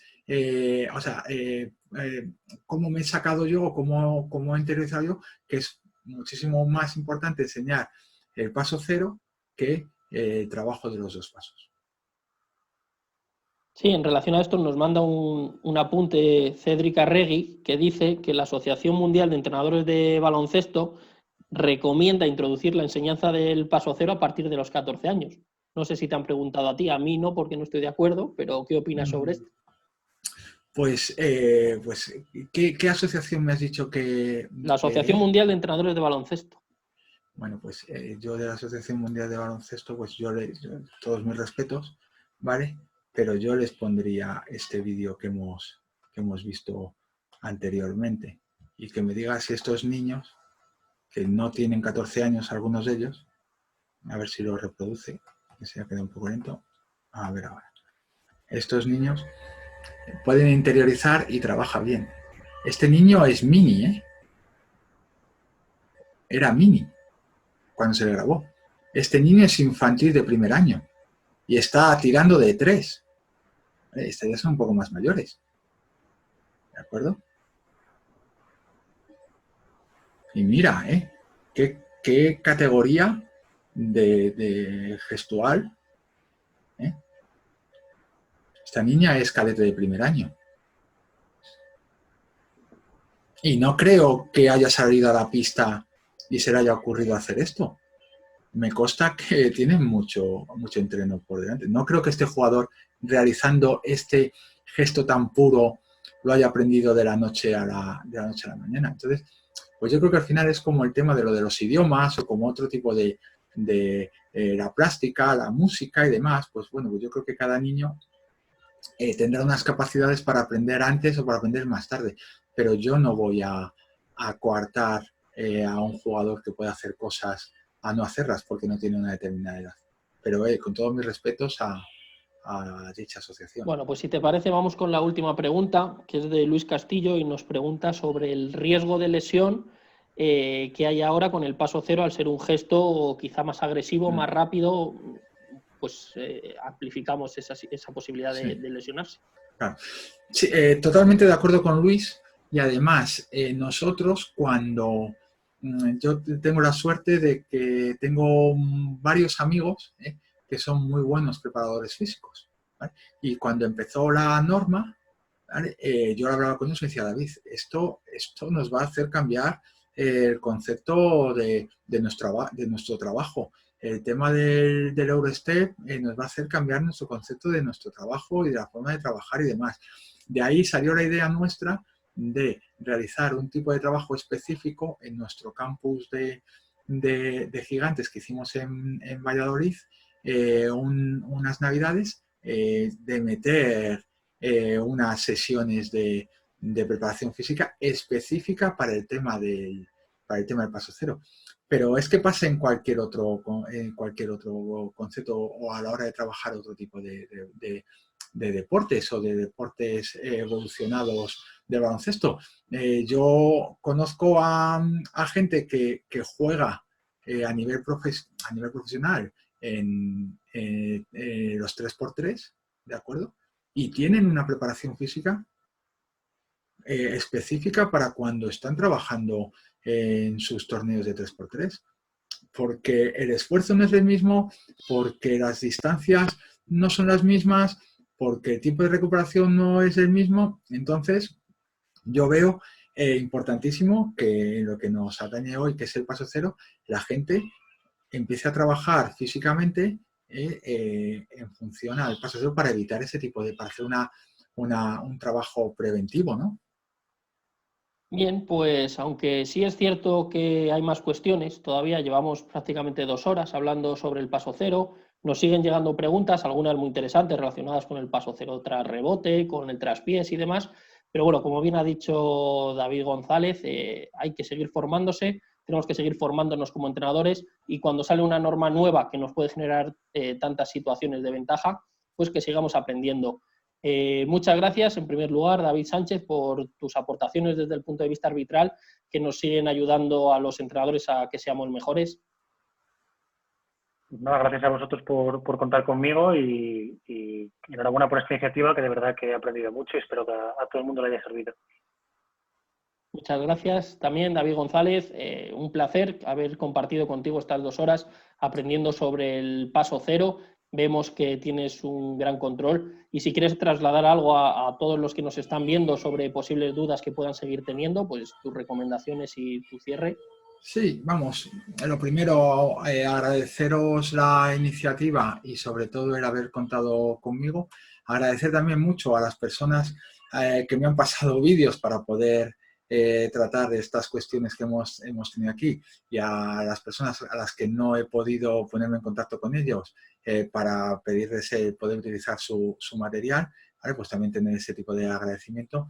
Y al resto de entrenadores es que entrenen mucho, que le den muchas vueltas, que este tipo de charlas que doy son más para generar. Soy un generador de ideas, en definitiva. Entonces, a mí lo que me gusta es que la persona que se vaya a ir a la cama hoy se acueste, hoy se duerma 2 minutos más tarde, porque le esté dando vueltas a cómo poder mejorar su equipo con el paso cero. Muchas gracias, David. Y por último, pues a todos los que nos estáis viendo ahora en directo y que posteriormente lo podréis ver en diferido, recordaros que la Federación de Baloncesto de Castilla y León y la Asociación de Entrenadores, la CLEP, sigue preparando actividades. La próxima será este jueves, donde vamos a hacer un debate abierto sobre el baloncesto, desde el punto de vista del baloncesto profesional, con las ponencias de Porfirio Fisac, Paco García, Raquel Romo y José Ignacio Hernández, moderado por Fran Fermoso, y que como se ha alargado otros 15 días el confinamiento, pues ya estamos elaborando un nuevo programa de actividades de formación para los siguientes 15 días, que esperemos que os resulten interesantes, estar atentos a nuestras redes sociales y os poder apuntar. Desde aquí, Mauro Martín, encantado de haber colaborado con vosotros dos en esta actividad. He aprendido mucho y esperamos seguir viéndonos, y desde luego yo ahora mismo seguiré teniendo como un referente, tanto a nivel técnico como entrenador, hasta desde el punto de vista arbitral, David Sánchez, que es un placer contar con él en nuestra federación. Muchas gracias a todos y hasta la próxima charla. Un placer.